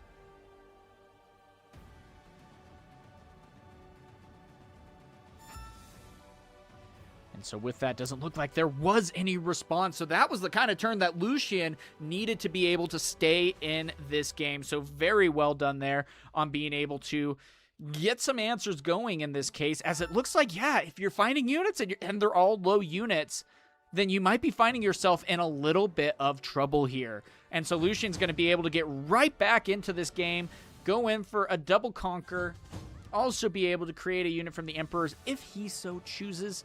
But it looks like the Forerunner is going to be coming in. A great response against Master Yi. So here we are tied at 4-4 in this game number 3. And we'll see what is able to be done. And it doesn't matter how many runes you end up having up as Master Yi. It matters how you can actually utilize them. And if you have cards in hand that just don't necessarily deal with what Lucian's going to be able to dish out, you might be in a little bit of trouble. But here we go with a Decree of Focus, allowing for the Poro to get a +4. So this is very much going to be a trade. But it still might actually be in Lucian's favor here, even with the +1 card draw off of the Lonely Poro.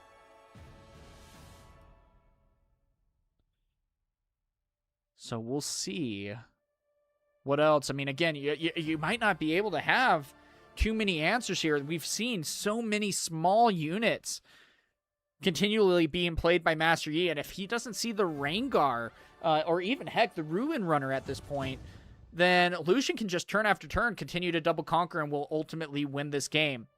And this is the tough part. If Yi ends up not getting that other conquer and is at odd points, this could be something very difficult as the Rampage comes in to take care of the Lucian. So that's tough. But at the same time, doesn't seem like it's as big of a setback for the Lucian here. So First Mate is going to be allowing for the Lonely Poro to gank then over. And that is going to be a trade for another card draw going into the hand. And a very much needed victory on trying to deal with this board state a little bit. And also getting the Emperors. Now you're not only going to be able to get a 2-might unit that can defend for 4, but also are going to be able to play out Scuttle Crab again to be able to draw a much-needed card at this point. So very well done there for the Master Yi to turn a difficult situation into something much better, though he isn't going to be playing out the Scuttle Crab just yet. So we'll see what we are going to be able to do with Newbie. He is in a difficult situation as both fields have been conquered, and there is a good chance that if any units are left and there happens to be a Rengar in hand, that Master Yi could take this game and ultimately the match. So this is a very important turn for Lucian, but with only 4 cards in hand, is that going to be enough to be able to hold on to this game?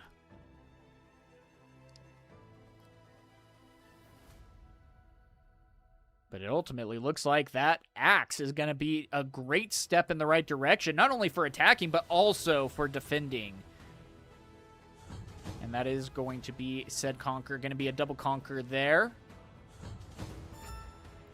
And we'll see what this First Mate is able to be done with 5 cards in hand. It is 6-6. So depending on how it ends up finishing up, gosh, it could go either way at this point. So the Scuttle Crab is at least going to be able to add an additional card.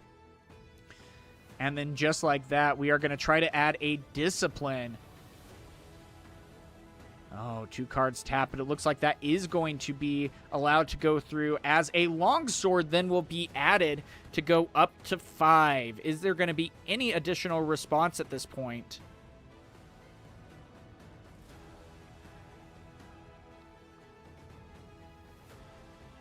It all comes down to this.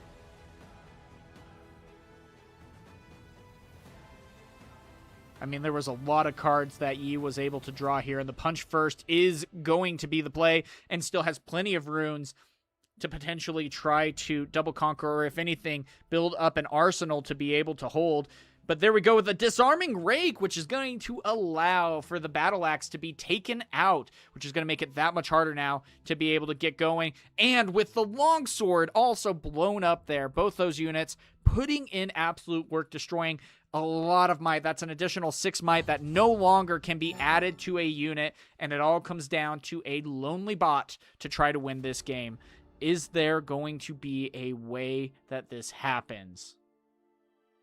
And it looks like a Kais is going to be coming in accelerated, and a Punch First is going to be in. Is this going to be enough?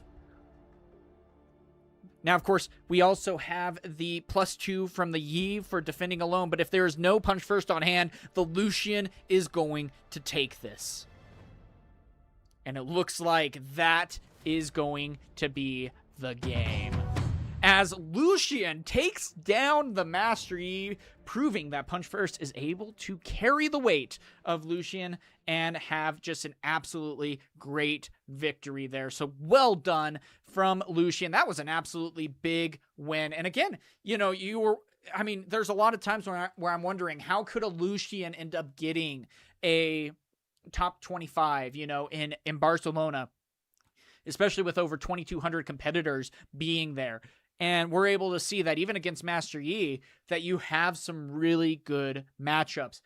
Yes, you are able to blow up a lot of the gear, but at the same time, when you have things like the Falling Star and like being able to just utilize your might, it can be such a difference maker. So great job from the competitors there. And overall, I mean, a really good showing to see what was able to be done there. Now, with that being said, I'm really excited to see what else is going to be coming here. This is going to be the end of the Nexus night, but still really cool to be able to see what was able to be done.